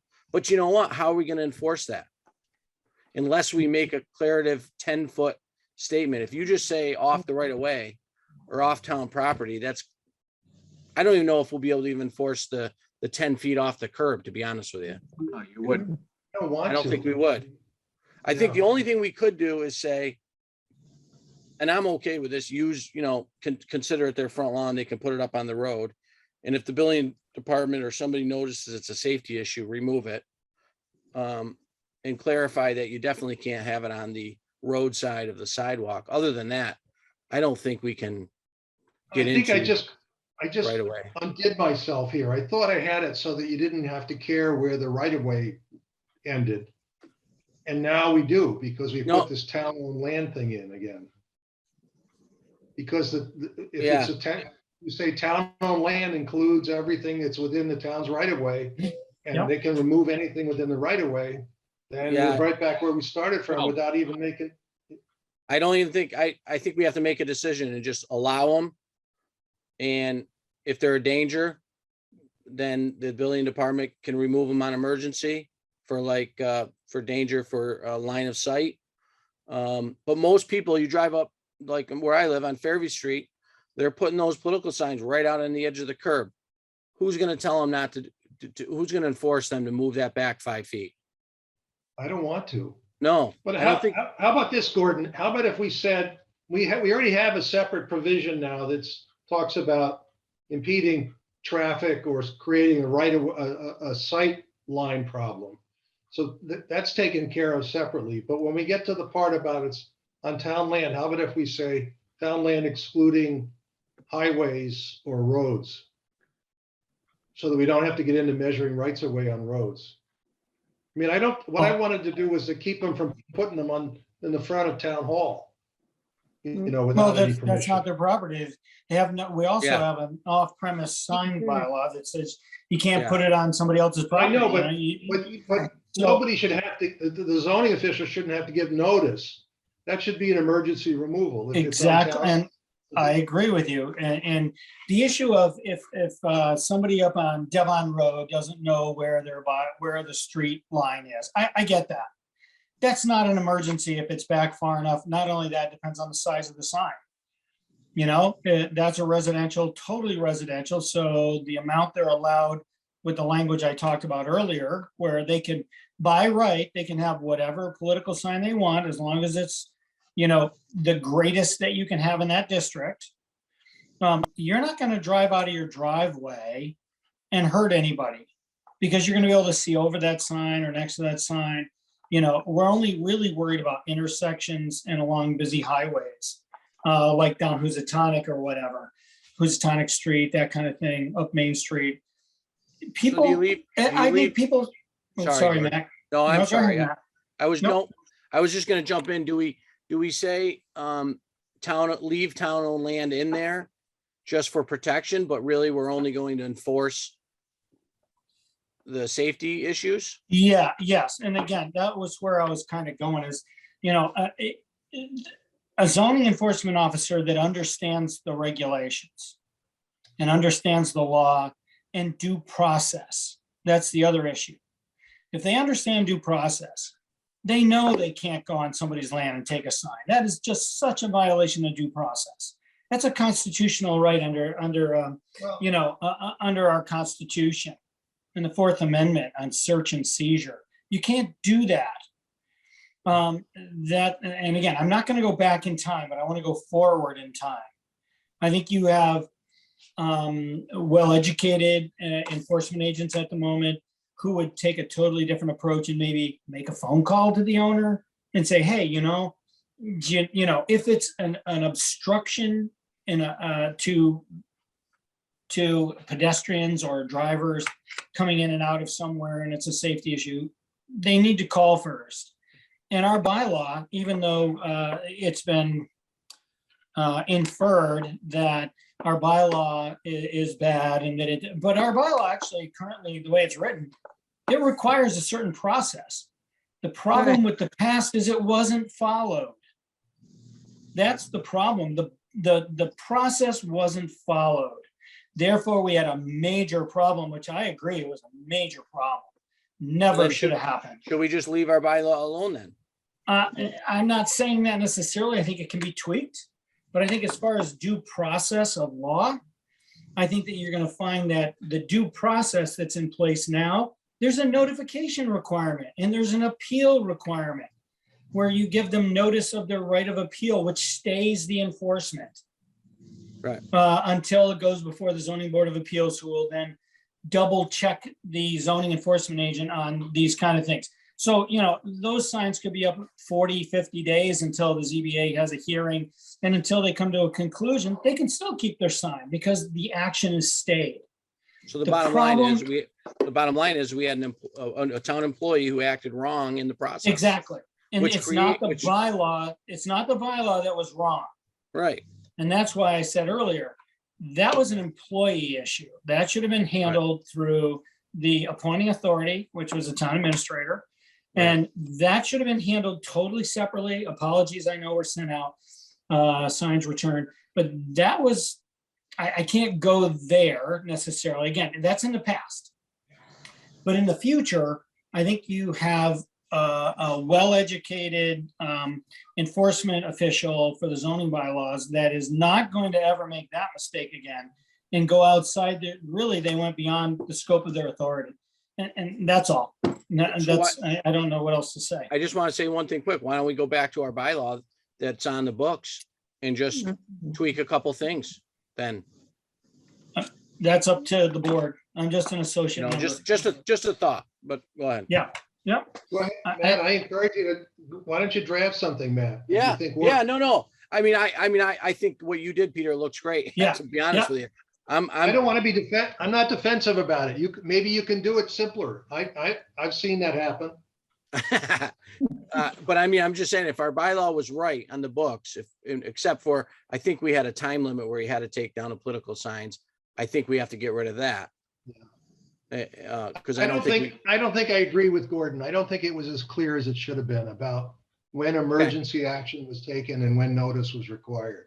And that's what I'm trying to fix. But getting back to your draft, Peter, which I think is great, then I think we have to treat the right of way is we're basically allowing people to put signs in that right of way unless there's an emergency removal requirement.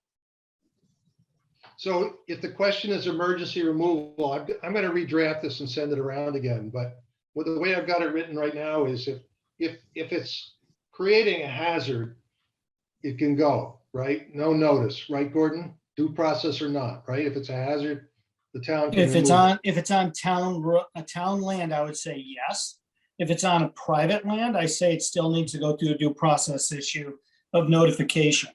That's my personal opinion, but you know, Jeremiah should be weighing in on those things. Right. And I know we're having a tough time getting him to weigh on anything, but I think it needs to go to him on private land. Anyway, so the first, I got two provisions now. I split this thing up that you're looking at. And the first one just says it's on town land and it creates a hazard. The second one now says it's on town land other than roads, highways, and rights of ways without permission of the select board. Does that work, Gordon? You think? Subject to Yeah, I mean, I review? think that's, yeah, nobody, I can't go put a sign on your property, Peter, without your permission. Like, Right. you should be able to go out and yank that sign, take it away, because you own the And property. and by analogy, if it's on the town's land, the town's enforcement officer should be able to go out and yank it.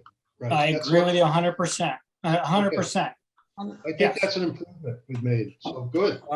Peter, are you Okay, gonna delete? let's please Peter, can you- let's get to Peg, please. Yeah, She's sorry, really Peg. impatient.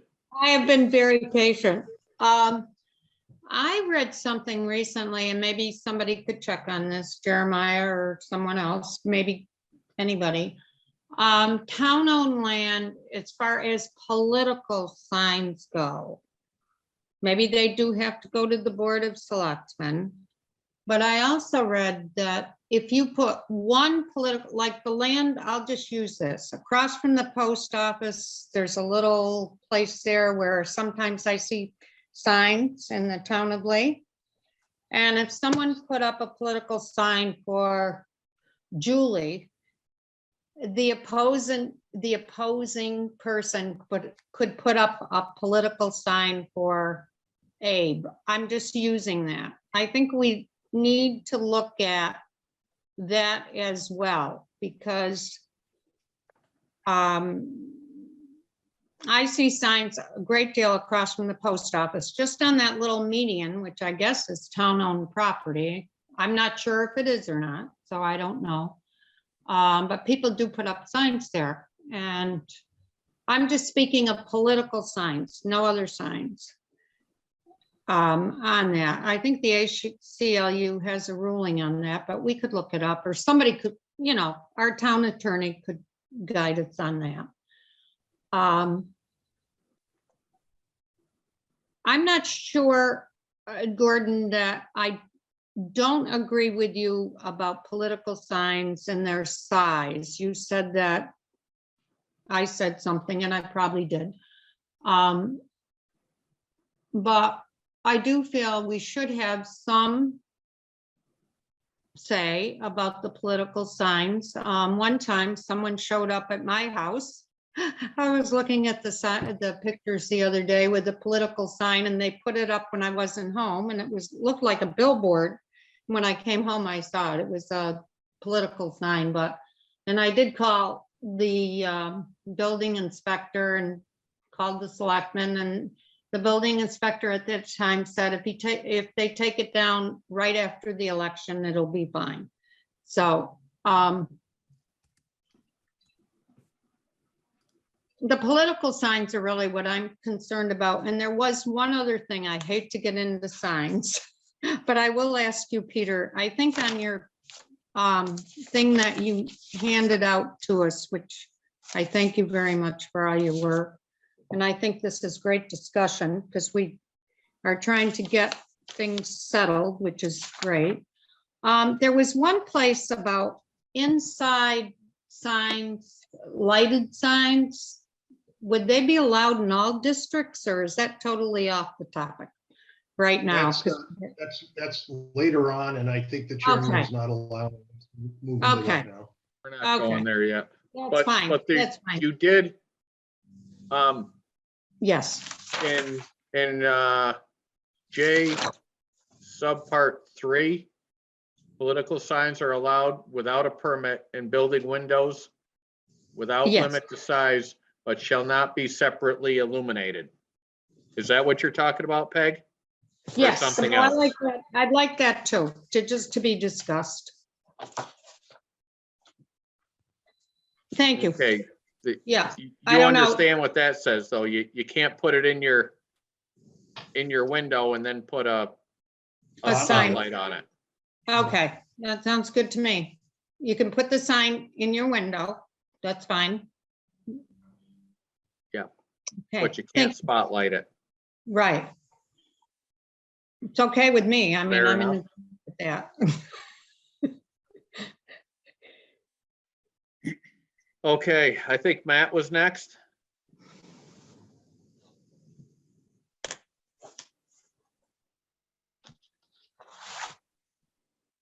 Thank you.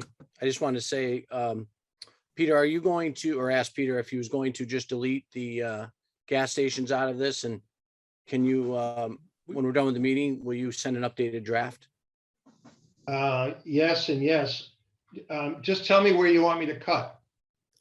You Just want me the to gas leave station. leave Just the enforcement in, and then everything else after that is out? Yeah, just the gas station, section out. I'd like to just do that separately. If you don't, if the board agrees, and if you agree. If we can't, what I agree to is not matter.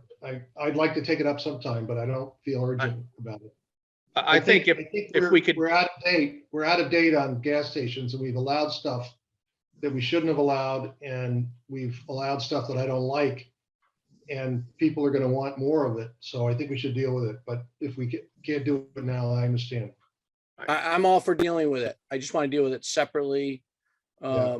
on this than this. That would be mine, but I'll go along with whatever the board wants to. If they want to deal with the gas stations at the same time, then, you know, Let's get this section done first, is my thought. I agree. But we do want to get to that for sure. Definitely. maybe we could just put it on a separate document and I mean, discuss it it. doesn't hurt having it in there. We just aren't gonna look at it, or, you know, Yeah, we're not It's gone, working on gone it for yet. now. It's gone for now. but I'd like to finalize this bylaw that Peter's put the time in, so we really don't have much farther to go to finalize it, I don't think. I think it's close.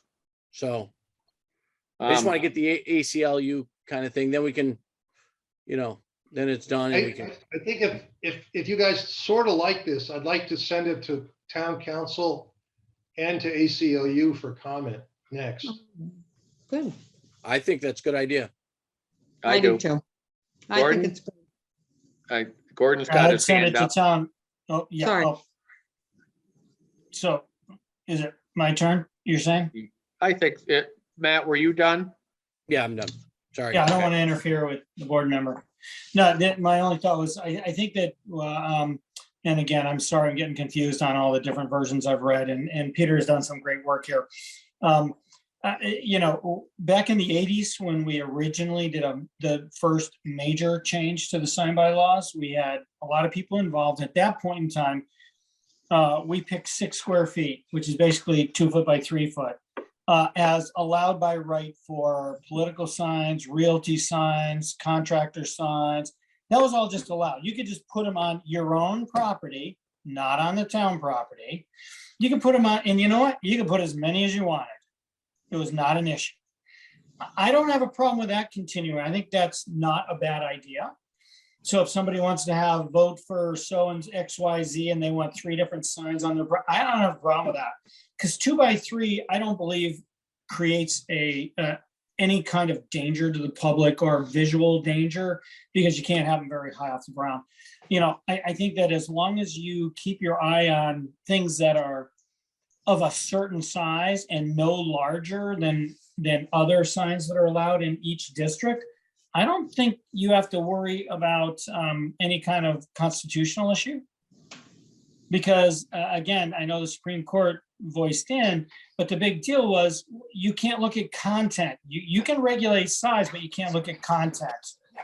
So if somebody wants a 32 square foot sign in an industrial zone, which is allowed for their business, but they want it to be a political sign, then I think they need a permit for it if it's over the 6 square feet, but that it would be allowed. But they couldn't have a 100 square foot sign because that's not allowed as a freestanding sign, if you follow my gist. I think that's what we've got in this draft Yes. ordinance. And I agree with you, Peter. I think that was well done, and that it points out the problems and that it corrects the issues, but allows for larger signs. That should take the ACLU right out of the picture, because we're not discriminating on context, which I understand is the problem. But back in the 80s, nobody really paid attention to that. You know, notice when the Supreme Court thing came out, it was way after 1985 or Yeah, 1986. there was a mid-90s case too that hinted at it. Exactly.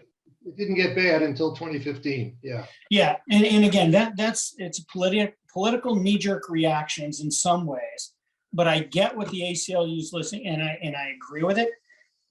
But at some point, I think things need to be by right.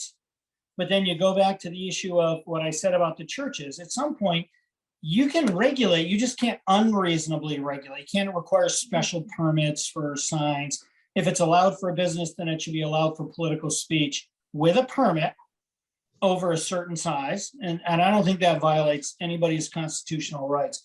As again, I'm a big one for keep it off the town right away, because it's town-owned property, or go get permission from the town. You know, the St. Mary's Carnival, they're a church. They can't just put their sign down at the bottom of, Housatonic and High Street or whatever it is there. They have to get a permit to do that, because it's a temporary permit. not a problem. That does not violate. It would violate if it was a special permit. Because you can't do that. That was Bible Speaks versus Lennox pointed out very well. You cannot create special permits for those kind of things. Anyway, I thought your work was great, Peter.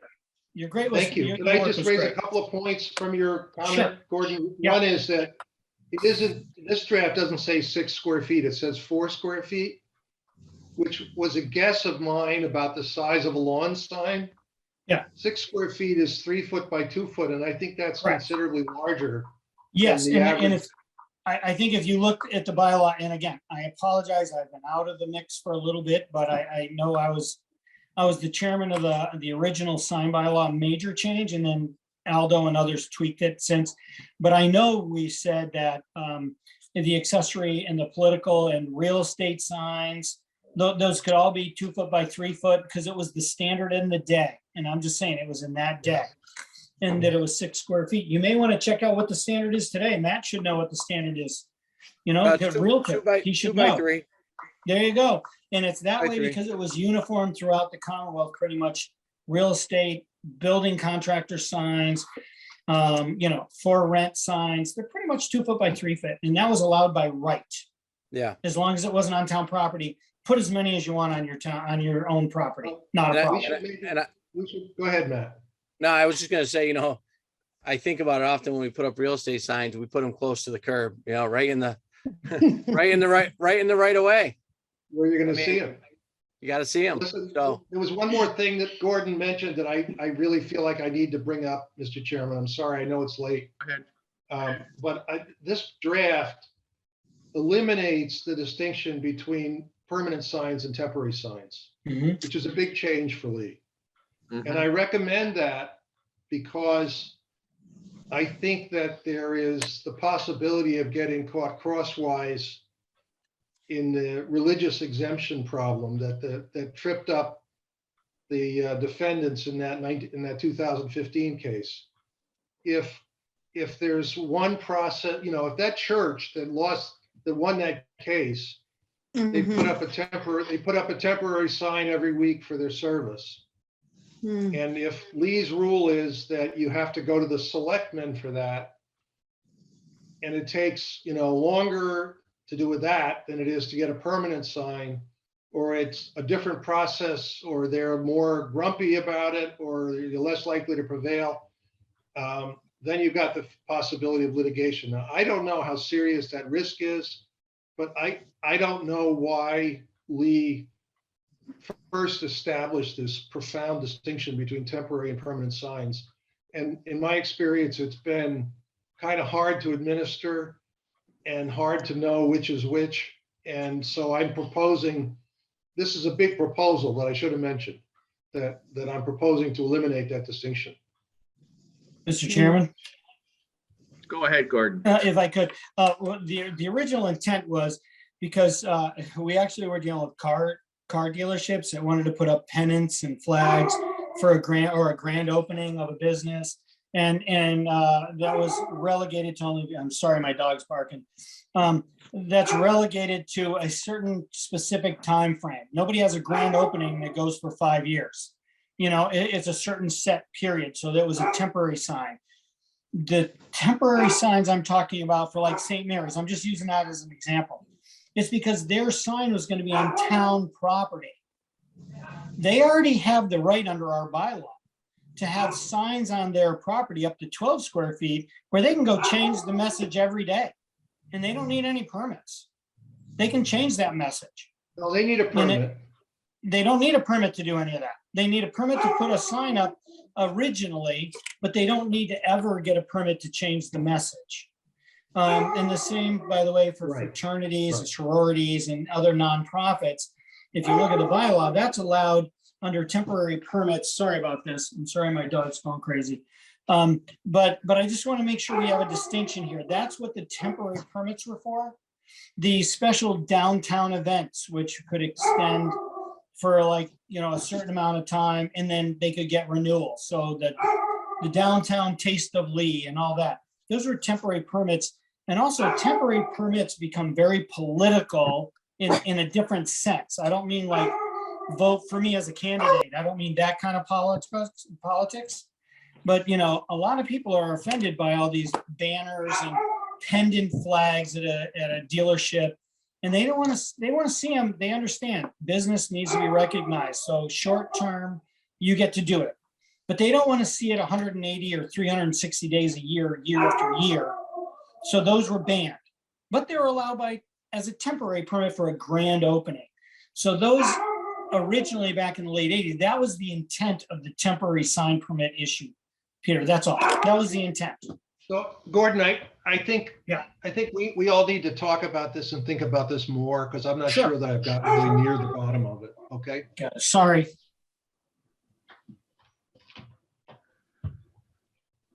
I think Okay, there's some legal risk. If we keep temporary permits, I think there's some legal risk that, you know, we could get crossways to some, you know, applicant. But on the other hand, maybe the risk is greater that if we get rid of it, then we can't do the grand opening things that we want to do.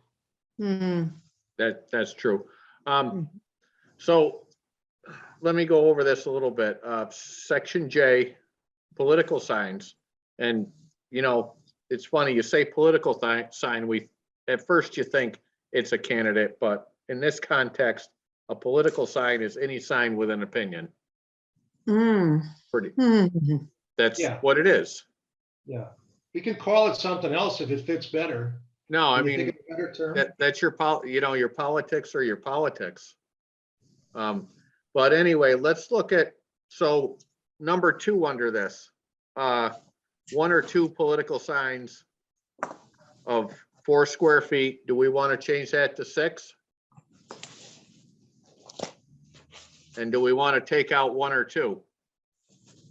Is that impeding Well- somebody's rights? We haven't heard from Mr. Bloom yet, but I believe his lot is on 2 different streets.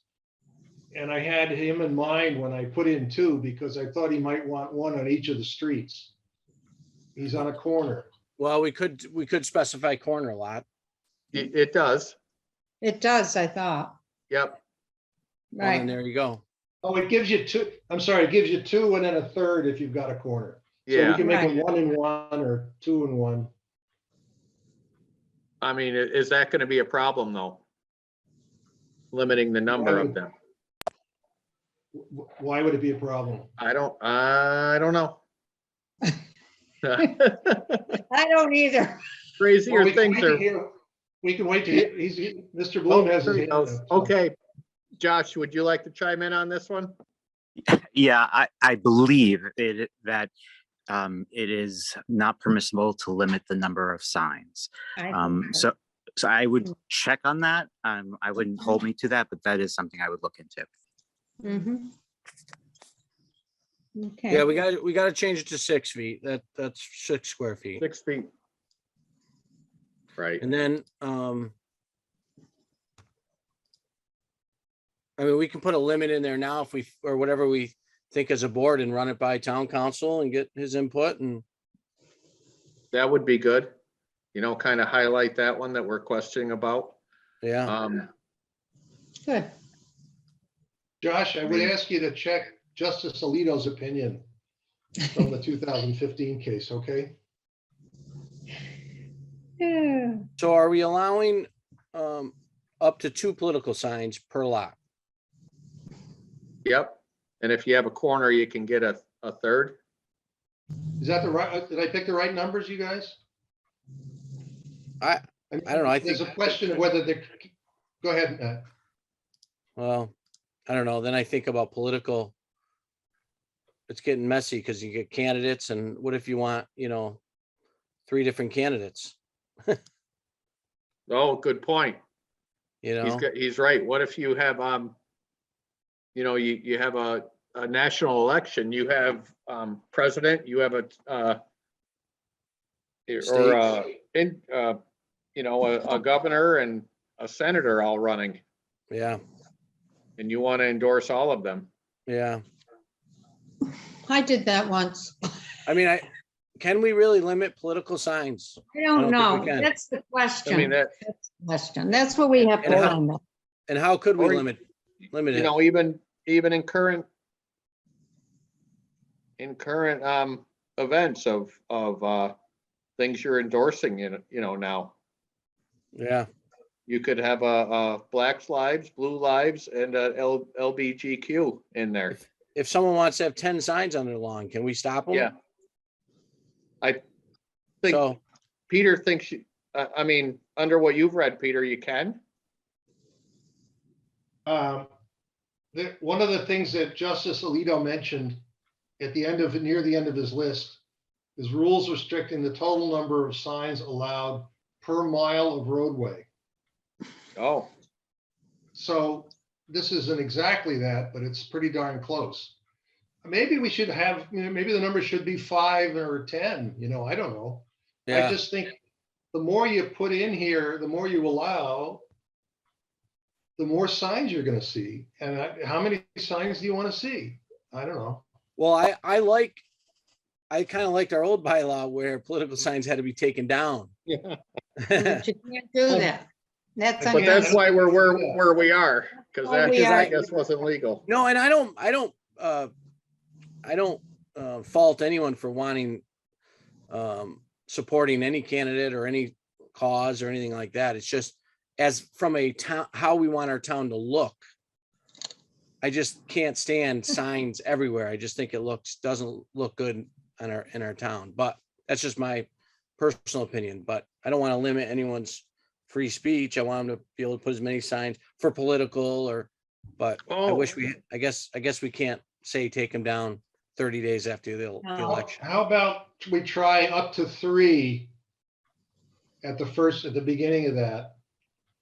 And then allow 1 or 2 additionals on the second road.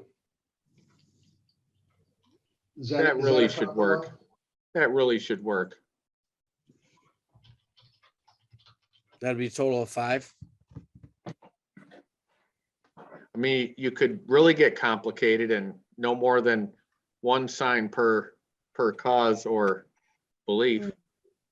So Mr. Chairman, I think you're gonna need, How many? then you're getting into content. I know. I'm just We're Yeah. gonna I need think counsel just on thinking this. out loud. yeah, whatever you're doing, you're gonna have to run by town council, because the Right. bottom line is, eventually, he's the one who has to defend this in a Right. court. And, he can, if you know attorneys, as they say, you have 2 attorneys in the room and you can get 3 opinions. So, again, sorry, Peter, but, that's the old saying. So, yeah, the issue is, I think that if it's something he feels he can defend, then you put it in. If it's something where he goes, oh my God, I can't defend that in a court of law, that's ridiculous, Right. then you don't put it in. But all this stuff needs to be bounced off if you can ever get him to comment back to you. Correct. Anyway, All right. I'm gonna sign So- off for that. But can we just give Mr. Bloom 10 minutes? I know it's late, but I think he's probably prepared comments on a lot of this stuff, and we haven't really called on him for general comments. I'm all for that. You're up. I haven't reviewed any of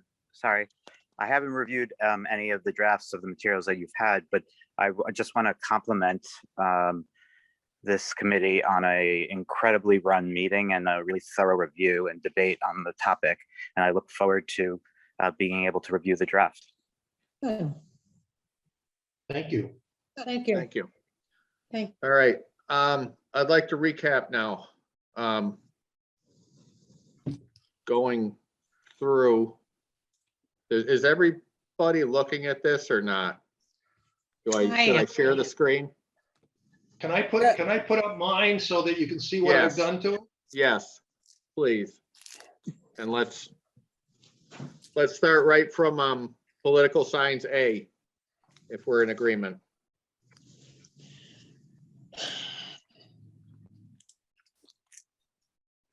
Whoa, this looks different. Okay. Okay, so I've taken out 3, 4, 5, and 6 of the purposes. Yeah. I should add something about eliminating the distinction between temporary and permanent if we decide to do that. This is all the same. This is all the same. This is all the same.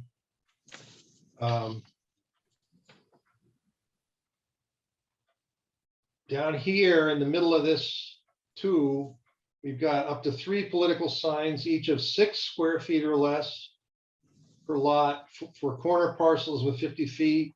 2 additional political signs are allowed without a permit on the second road that we just talked about. No change in windows. No change in that. Enforcement. But we were all set with the definition, right? Everybody's in agreement there.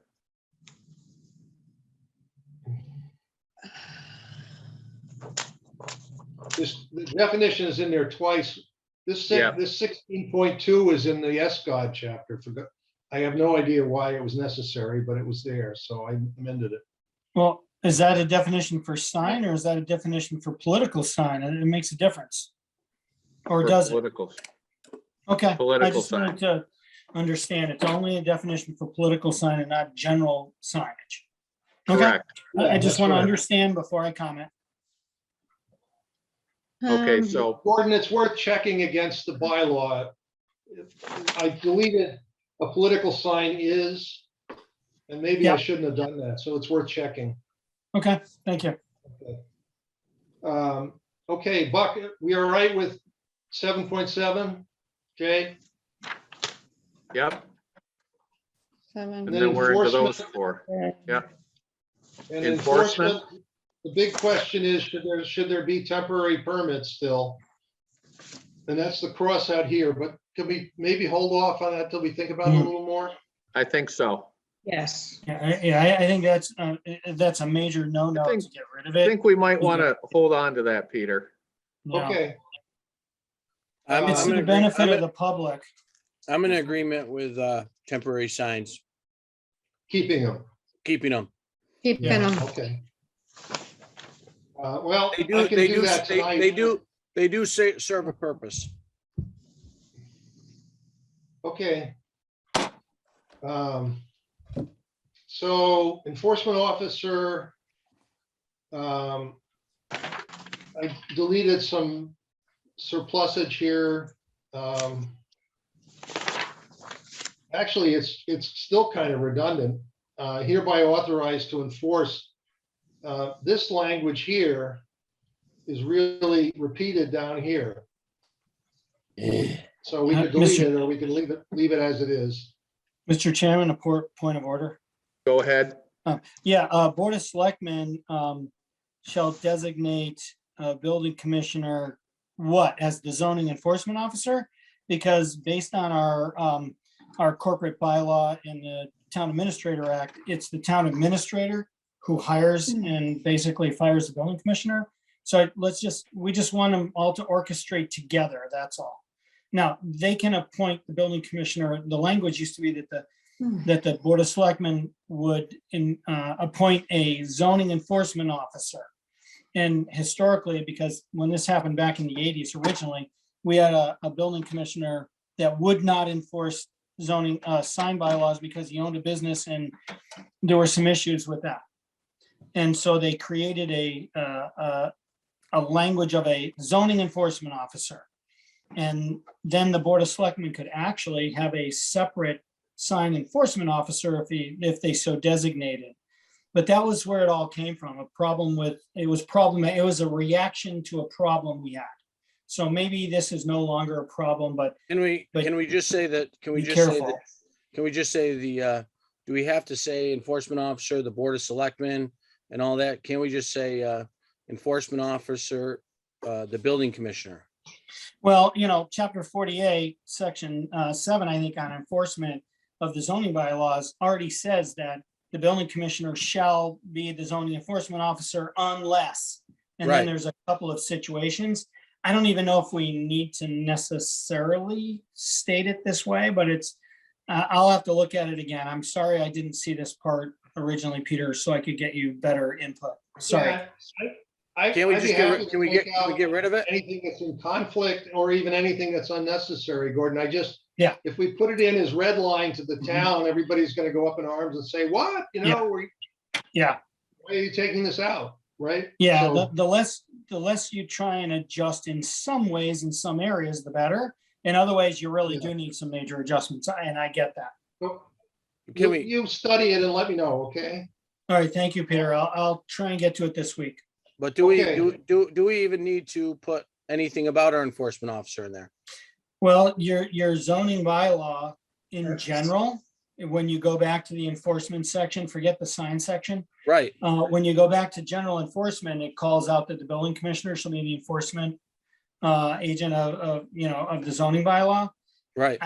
Again, we only culled out the sign enforcement specifically because of a building official in the 1980s who wouldn't enforce sign regulations at all. And therefore, they culled that out within the bylaw, but I think it's unnecessary to have to do it again, as long as you keep that original enforcement of the zoning bylaws being the building commissioner. Yeah, I mean, That's I all. just think less is more to me, and if we already have an So can I- enforcement officer, I mean, You could strike it all. that's what Can I I'm just saying. take Strike- all of strike it that out. out? Take all of one out? Strike it Take out, all or out? strike it out, or keep it simple, like enforcement officer Is the building commissioner. is the building commissioner. That's in 2. Well, Okay, that Then again that's also covered in 40A, So, I mean- where interpretation, implementation, enforcement is the zoning enforcement officer, which Yeah. under law, unless you have a special so, act yeah, of the but just, legislature. I know, but can't we just delete 1 and 2 and just make enforcement officer the building commissioner? If you Well, you want. can just say that the zoning enforcement officer will enforce the sign bylaw in Yeah, addition to other regulations and Yeah. in the the zoning per- law. that's perfect right there. The zoning enforcement officer will enforce this The sign, bylaw. the sign bylaw. Well, Well, it yeah, says the same thing in passive voice already. Yeah, Do you want Yeah. to, do you want to restate it? no, not restate it, replace it with the You don't need it. simplest. Don't need it. Well, We don't, or we, whatever. Which hit are we talking about? The 2 here? Look Yeah. at the 2, Matt. Look Yeah, at the 2 here. that's fine. That can become 1 then, and that's done. But you don't need it because he already. Don't need the any of it. zoning The zoning enforcement officer, if you go back to enforcement or in the regular bylaw, not the sign bylaw, if you go back to the regular bylaw, there's language in there already that says the building commissioner shall enforce. And it's already in the law that, Yes. they interpret, and if you don't like it, you appeal to the zoning board of appeals. Yeah, no, And then I they agree can with you. overrule the I agree building with you. official. I agree with Gordon, but the only thing is we were just making suggestions to make Yeah, this no, I simpler get right that. here. So Yeah, we well- can Take get it rid all of out. it, so we can delete it all, or we can Yep. just make 1 sentence if we want. I'd say delete it all. It's already in the bylaw that the Okay. building commissioner is our enforcement officer. So I'm Let's on just, board. let's make sure it's still there. I'm on board with subdivision that. capital D is gone then. Okay. Yep. All right. And then this is maintenance, repair, and removal by owner. This is mostly existing.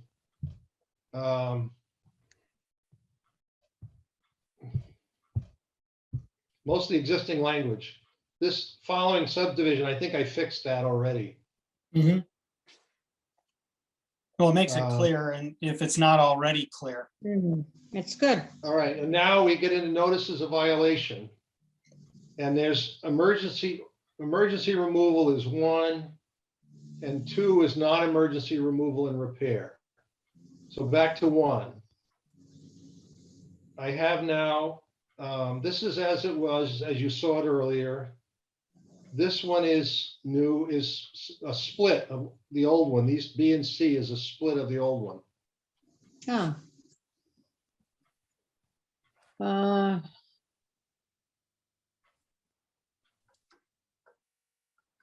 Perfect.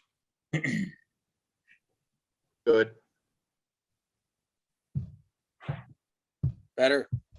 Again, the second C, that government, I don't know what you're talking about. The second Oh, I'm C, sorry. All right, yeah, okay. is Yeah, it just a number? And again, it's D. town-owned land, and then you talk about government, I'm assuming you're jumping to the state or federal level, and we have no control over that. I think he just forgot that one. No, Well, but I no, mean, I is it? just, I just thought that if somebody has attached a sign to, you know, the interstate directional sign. Yeah. That our guy ought to be able to take it down. No, I think you better check with town attorney because that's DOT and we have no right to enforce things on state property. I think that you need to, again, without mentioning it here, I don't think you need to, but educationally, the building official needs to understand that they would call Mass Highway and say, look, there's stuff on your, did you get issue a permit? Because, you know, they issue permits for signs on state property. Those blue signs, directional and all, you know, they issue permits, they get money for that. I just say, question it with DOT or the town attorney first. Otherwise, keep it if you want, but don't just strike take it it yet, out. but check on it. I'll just take it out, Gordon. That's all right. No, So- I don't think you should yet until you get confirmation. I'm Yeah. not an attorney. I've done a about- lot of this enforcement, but I'm not an attorney. So Gordon, Yeah. the turnpike area, you have Yeah. the Yep. island as you come off. Yep. That's totally Right. off limits. Anybody can do anything there. No, well, as far as the Well- town is concerned, I believe it's off limits. I think Yep. that's And, DOT control. And you could attach anything to the bridges. Good luck, sure, and see if DOT lets you. I don't, that's Right, but outside the they're- scope of they our don't- ability. They're not gonna mess with too much. Yeah, but Do you are we think? gonna ask Um, are we gonna ask our enforcement officer to do that? No. No. No, They should Well- never take things off state property, ever. no, They're no. probably not, they're not gonna do that anyways, because they'll already know. Even if it's on the bylaw, they have no authority because the town's statutes and regulations supersede the towns.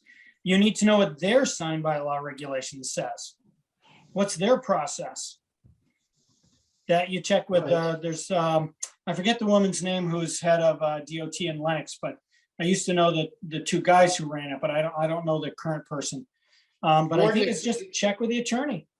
If you're right, Gordon, I think we should just take D out because Or should I think. we leave it and you know put what? town owned? What about Sorry. a street, the post that a street signs on? You can't put a that sign covered? on that. That's I'd like to town land. clarify, even though it's not ours, we had an issue with telephone poles. Mhm. You're not supposed to do Yep, it. leave that. I'd like to leave that. Yeah. Oh, I Oh, yeah. agree. And I think you should get hold of the Definitely. utility company and tell them to take them off. I know, Not but I our- think, not our I enforcement understand that. I person. think we should just have it in our bylaw so that the Sure. citizens know not to put Right. them on the poles, because I we went through agree. that already. Yeah, But get No. rid of the government stuff. Well, Okay. again, check with town attorney, make sure that I'm not giving you a bad piece of advice here. Yeah. I've given you 3 chances to get it out, Gordon. I'm gonna put in, Thank There you you. go. That's all I'm asking. Thank you very much.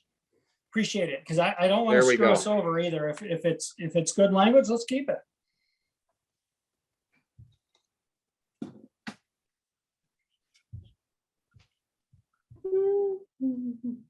okay, so this is the last one here, I think that we need to talk about maybe.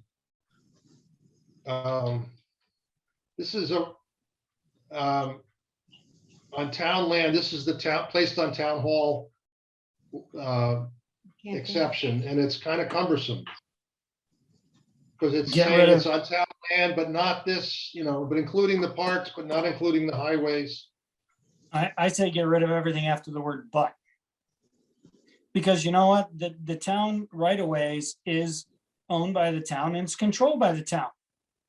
You But need Gordon, permits. Everybody's gonna have to figure out where that boundary Nah, is before you can if- enforce the if sign that's- bylaw. I disagree. I think, you have reasonable people who, if a sign is a distraction and too close to the road, you know what? They can make a phone call and say, hey, I think you need to move your sign back 3 or 4 feet. It's not gonna be less visible. It's not gonna have less impact. But then you get into the fact of, well, tell me exactly where the town right of way is. Right, gonna and you create- know what? Exactly. The DPW and our GIS system pretty much spells all that Nope. out for you. Can't be pretty much. It has to be It exact. has to be exact. You got it, and the GIS system is exact.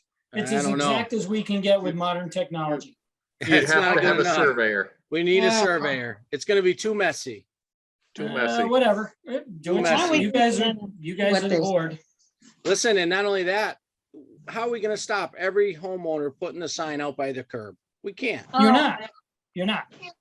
You're No. not, Well, The issue is, Matt, it's not whether you can stop them or not. It's a matter of whether we haven't had decent sign enforcement in this town in tons of years. You know, and it comes down to education of the public and of the enforcement authority, and somebody who has the savvy to be able to talk with people But they- and come to a conclusion. we're still gonna need survey to give people exact lines on each property.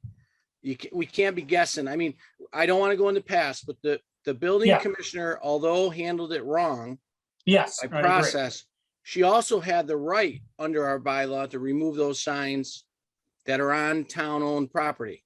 I agree with you. She removed some of those signs that were on the right of way, which she obviously knew were in the right of way, Yeah. but it didn't matter. It caused a stir. But I still think that that's part of the job in that case. But I think the big problem was she didn't notify the owners and say, look, you're in the public right away, just move it back, 5 feet or whatever, and no problem. There was, you need to work with people too, and that's an education for the enforcement person. You can't just go and take it. She picked up, 200 signs?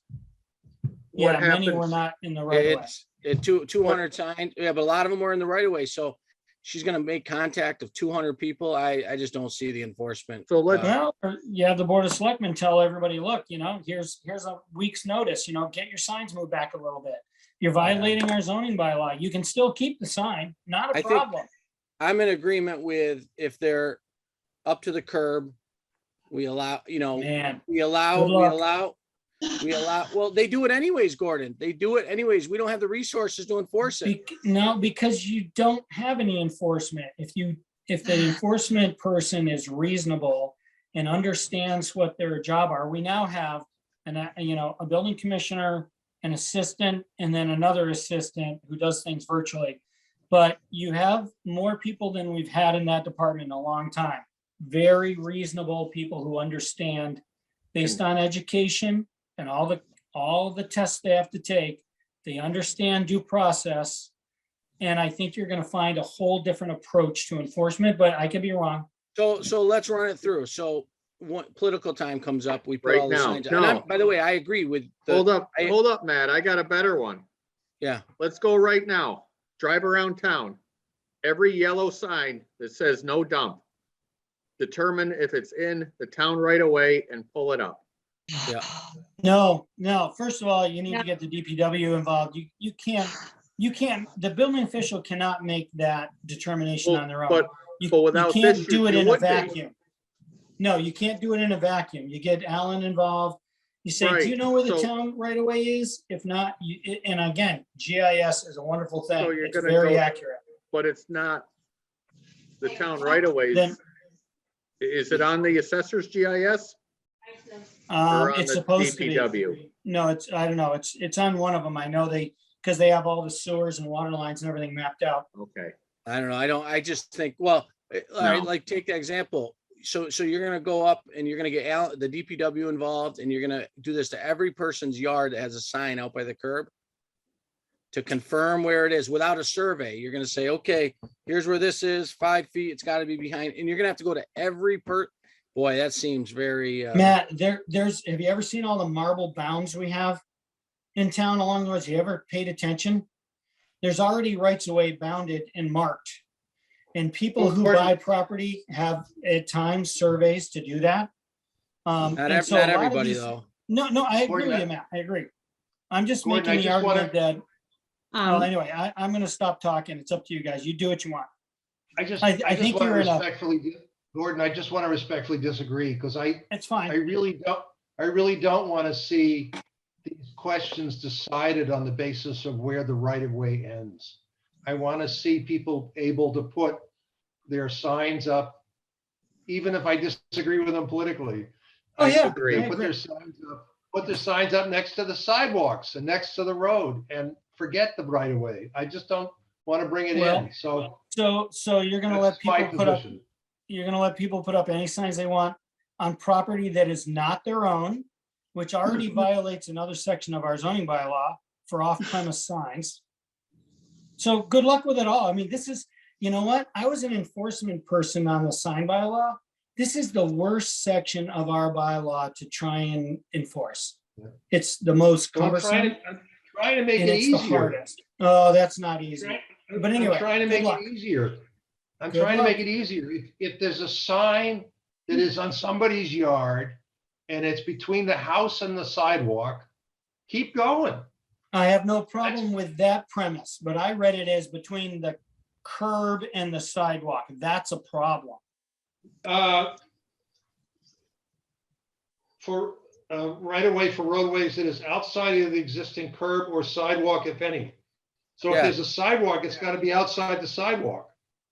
Inside the side, or- As long as you think that's clear, it's got to be on the private owner's Side. side of the sidewalk.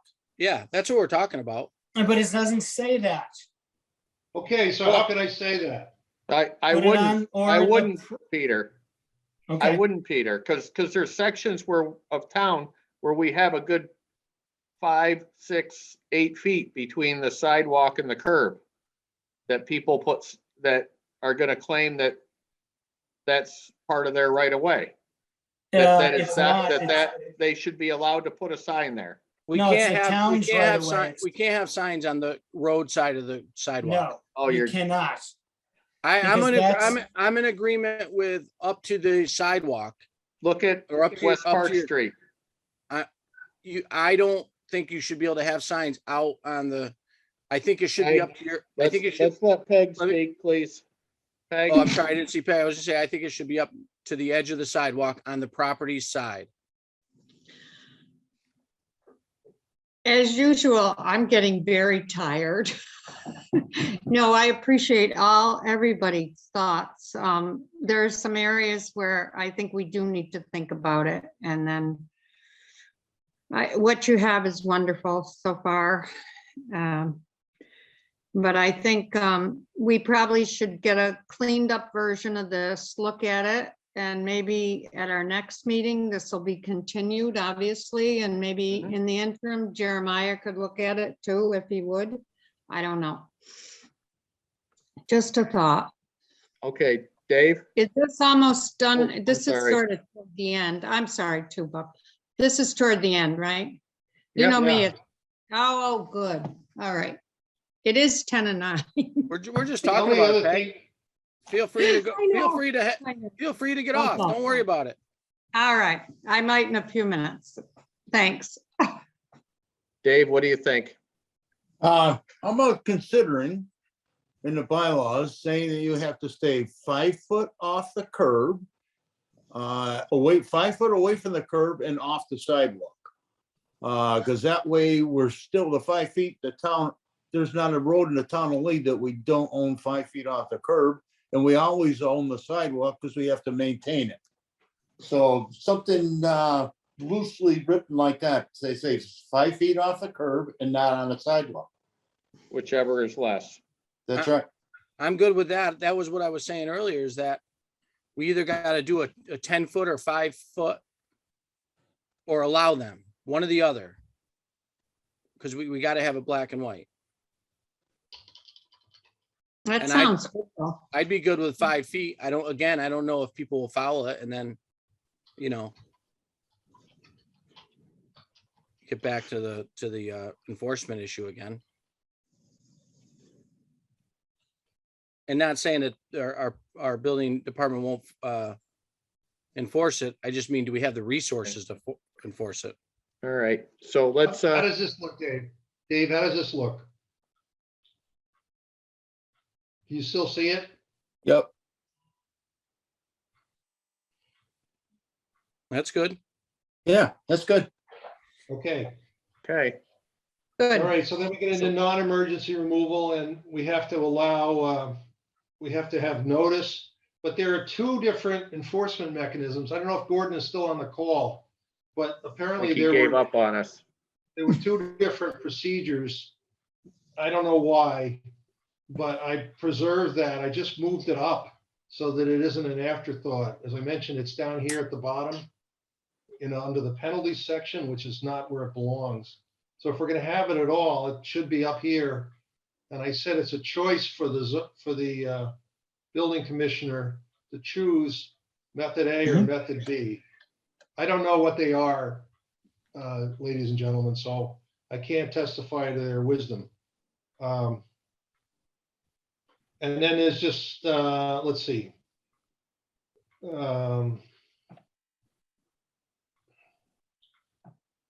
I think I put in may determine the appeal as provided by law rather than all of this legal gobbledygook here. And the Miss- penalty. Yep. There you go. Gordon? Yeah, no, Peter, just, I agree, the general bylaw in general, because we have a building commissioner who is the zoning enforcement agent, that's already written under a different section on enforcement. You can, to duplicate it here, I don't have a problem with that. The chapter Okay, 40, section 21D. And the other is, I want to go back and double check, because I know, again, I'm sorry, because I get the building code mixed up with the zoning code. But one of them is 30 days for right of appeal, one's 45 days. So I Okay. think you're right on the 30 days, but I'll double check. And I think the building code is to appeal within 45. That's great. Okay. Yeah, I think Thanks, you're Gordon. good. I think it's all good. Thanks for your help on this, Gordon. Sure. Okay, I got one more thing to do. I gotta restore the temporary permits and then I'll send it around to you all tomorrow, okay? Sounds Right. good. Excellent. Thank you, Peter. Okay. Can, I'm here. I'm just off video. All right. So we're gonna wrap that up for tonight, and we want to Think, look at, Sorry, Mr. Chairman, I think Josh Bloom has his hand up if you. I'm want sorry, to. go ahead, Josh. Could you just go back to the enforcement section at the end there? Peter, you got control there. Yeah, higher up, Yeah. Josh? Yeah. No, we're No, go not down done just with a this, little- Josh, sorry, go down remember? just a little bit more. Go down, down a little bit more to the end, the last page, I think. Other way. Penalties, yeah. In section G, whoever is defined as the townspeople and or the zoning enforcement officer. There was the questions I was raising this summer were that I was suggesting that the zoning enforcement officer had violated the bylaws here and was subject to this Oh. penalty clause. I see. What I want to know is, and if your interpretation is, are we only talking about the property owners? Or are we also talking about town employees that are violating these bylaws? Property owners. You Well- probably should then specify that. Also, it might be whomever instead of whoever. Mm-hmm. All Sorry, right, Peter. Gordon. Sorry, is. Peter. I have been corrected. Sorry. I'm sorry. No, it's right. Whomever, yeah. But also the general understanding, if it's the building official who, or excuse me, if it's the zoning enforcement officer who screws up. Chapter 40, section 21D, Mr. Bloom, if you want to go take a look at it, it's meant to be a ticketing system against violators of a zoning bylaw or certain other things that are covered under chapter 40, section 21D. It's not about the enforcement agent. The enforcement agent, however, is supposed to be held to task by the appointing authority, which in the town of Lee is the town administrator, being overseen by the Board of Selectmen. So What do you I guys wanna do with understand what that? you're asking. I definitely understand, but just to answer your question, the ticketing, the only person who can write a ticket for a zoning infraction on this subsection is the zoning enforcement officer under the law. So he or she wouldn't be issuing a ticket to themselves. It would be more of an administrative employment issue, if I can put it that way, if that describes it. So Gordon, what I heard you say is, in this part here that I'm showing Yeah. on my screen right now. Yeah. The building commissioner should have a choice between method A and method B. You're okay with Sure. that? Absolutely, yeah. Okay. I mean, you don't want to Okay. be handcuffed into anything. I mean, you want to leave as much flexibility on being reasonable as you can put in there. Well, it complicates things for customers, I think, a little bit, but that's all right. That's all right. And Peter, then Well, what but about what about Josh's point? Well, Should we leave let me, this? let me back up just for a second to what you were talking about options with those two options. Yeah. You have to understand that, one, you would appeal, you could appeal a violation notice to the zoning board of appeals under A.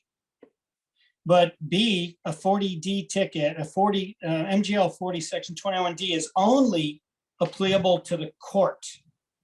So they're two Oh, that's very right. different appeals options. That's right. I remember Does that. I remember reading does that. that make sense? Yeah. Yeah, Yeah, so so- so if somebody who gets a violation notice, just a written violation notice, can appeal to the ZBA within a time frame 30, 45, I'll look that up. And then that ZBA has the right to overturn the building official as the zoning enforcement officer. And B, only the court, the clerk of the court having jurisdiction, which would be up in Pittsfield at district court. They're the only ones who would have the right to overturn. So you couldn't appeal to the, if a ticket's issued, you can't appeal to the zoning board of appeals. If that, Right. I remember reading that statute and okay, I all right. I don't know why we don't pick one of these, but I don't really No, care that much. I Josh has think his it's, hand up again. I think What having happened- both is the best. Peter, What should we happens- be, Yeah, go ahead, Josh. What happens if notice is not provided and a sign is removed? Who does the property owner appeal to in that case? I think that there's a provision in state law, and I think also in our bylaws saying that enforcement decisions are appealable to the Board of Adjustment. The zoning Well, board. Says zoning board of ZBA. Yeah, appeals? zoning ZBA. board of appeals. Yeah, the Board of Who Appeals, can, yeah. they, in the zoning board of appeals, Mr. Bloom, can overturn the decision of the building official and order any kind of like adjustment as they deem necessary, like give the sign back, allow them to do it, that kind of thing. And at the same time, there should be a complaint filed with the appointing authority. I personally believe that. I was an enforcing authority. I believe that we got to be held to a high standard. I absolutely believe that. So appeal it and file a complaint with the appointing authority. That's my particular thought. And what if those actions are taken and no further action is taken? Then I think you're in a different situation where if it was an action of, I can't speak directly because I don't have a clue why this didn't get in front of the zoning board. I'm I not trying to think- blow it off. I don't think, know. I think the reason it didn't is because it wasn't like it was one case. She went out and took up all these signs and created a mass hysteria. Doesn't and matter. I'm not, but Yeah. if you have 200 cases, I think people were just really upset. And I think it was, I'm just guessing. I mean, if it was Mr. Bloom's one sign, he probably would have been directed to the ZBA, but I have a feeling that's why it didn't go through in the Well, normal process. It was, I think that it could easily be one person filing it on the behalf of the entire town. Yeah. That was affected. I don't Right. see it because the decision's going to be possibly be the same as long as the condition was the same. I'm not saying you're wrong. I'm just saying that I think the mass hysteria that it created an Sure. emotional response, and going forward, I think it'll be handled differently. Yeah, I'm certainly Josh, not here to defend anybody's action. I think it was totally mishandled, absolutely mishandled. But I think Josh, we I need to be think- very clear. Peter, Josh. or Peter, one thing I wanted to mention where Gordon corrected you on whomever. Should we say property owners, or should we just leave it as whomever? No, we were through that. Uh, It's inferred that it's whoever puts the sign up because they can't really write themselves a ticket. Okay, I was gonna say, should we just say any property owner that violates? No. Okay, So what if it's not the property owner? What if it's a renter? Exactly. May Yeah, not be good the point. owner or the Good point. Or agent. just a passersby, or just a passerby. okay. Josh, I think did you ever actually file an appeal document with the zoning board of appeal? No, he didn't. He Sorry. said he didn't get an answer out of that. Shoot. No, no, but I wondered if he ever actually Yes, and I filed an forwarded, appeal. I inquired about appealing to them and they directed me Yeah. elsewhere. And I forwarded that response to the select board and the chief administrative officer and other Yeah. people as well. Yeah, I'm sorry that you got such a runaround, but I think Gordon was right that the proper venue was the one you first went to, was the zoning board of appeals. And I'm sorry that you got handled the way it was, but if I were advising you again on this as a private attorney, I would tell you that you file an appeal with the zoning board of appeals, and it has to be filed with the town clerk, Correct. and it be entered into the record, and it has to be brought up in the agenda of the next meeting of the zoning board of appeals, and can't be handled with just a phone call by the chair. Yeah. So. Can I I'm just sorry raise you one got the point to advice that, you though? did. What's that? Can I raise one point to this? The real issue and the real pushback that town officials provided was, don't go to the ZBA because it will cost you $500. And that's incorrect, And- by the way, that's incorrect. And that was that it's not worth it because you're wasting your money, No, because it's a lost cause too. So Is it really I that just want to expensive? make sure that if we can try to find a way to do away with the financial burden on the appellant Yeah. of the process. Is it How much would- really how that much would expensive, the- Gordon? Yeah, I was saying, how much is the appeal? 500. I thought it Mr. was Chairman, I thought it was Mm, 500. Mr. Chairman, I'm not, I would look, as a ZBA member, I am appalled that somebody gave you that information, Mr. Bloom. I totally appalled.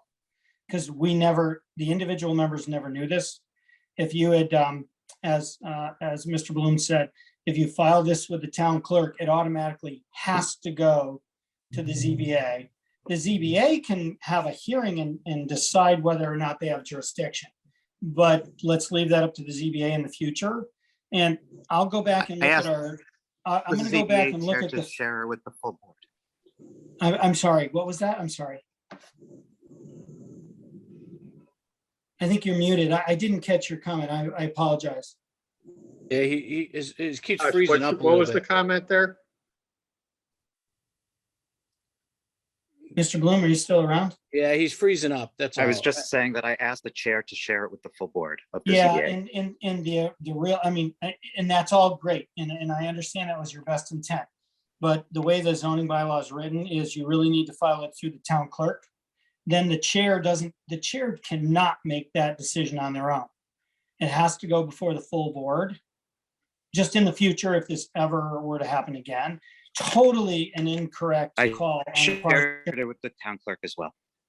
Yeah, I will, next time we have a ZBA meeting, or maybe I'll ask for one.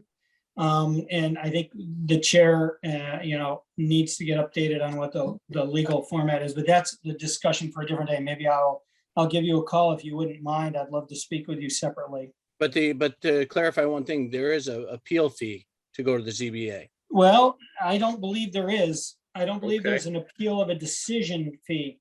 It's only a special permit or variance fee, Okay, not for if you're appealing. I was told that you have to take out and Yeah. you have to but take I out don't think- notice in the town. Yeah, I don't believe that the fee covers, Town. that there's a fee required for Take that. out some paper. Josh, I'll- your free, your video is freezing up, Josh. So we're not hearing everything you're saying, just to let you know. Sorry about that. I was saying that the fee was relating to the posting of public notice. That Yeah, might be, yeah, go ahead. I'll Gordon. look into it. I don't think an appeal should ever be not logged because of a cost issue. If someone's appealing a decision, I understand if it's a special permit or a variance issue, I get notice. So I'll look into that, but I would love to be able to speak with you separately if you don't mind being contacted. Otherwise, I will not contact you. Because I I think welcome there's, that. Yeah, I Thank you. think, Josh, what Gordon's saying is the town the town absorbs that cost Yeah, on an appeal of a decision, yes. because that wouldn't be fair to the applicant, kind of thing. So, but any variance or Special special permit. permit for the ZBA would initiate a $500 fee. Oh, I boy. appreciate that. That's not what townspeople were told.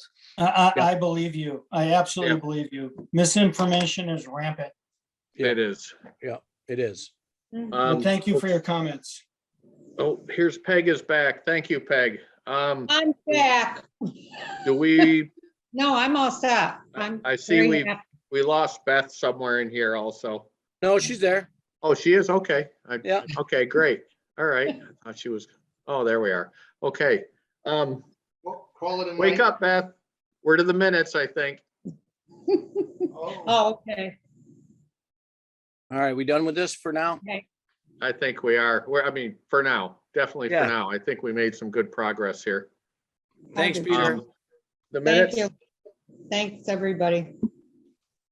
What's the date on those minutes? I'm sorry, I can.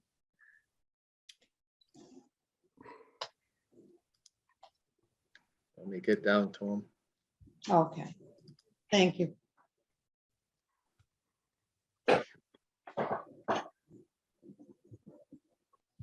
January 10th. I have the first set, right? The only set.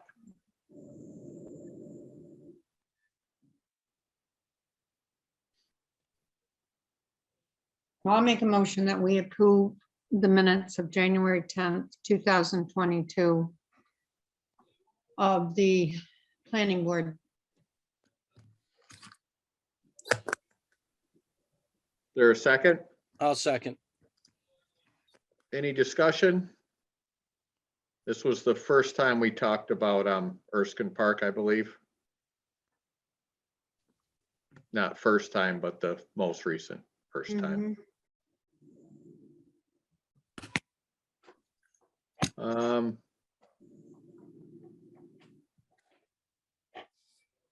Hearing none.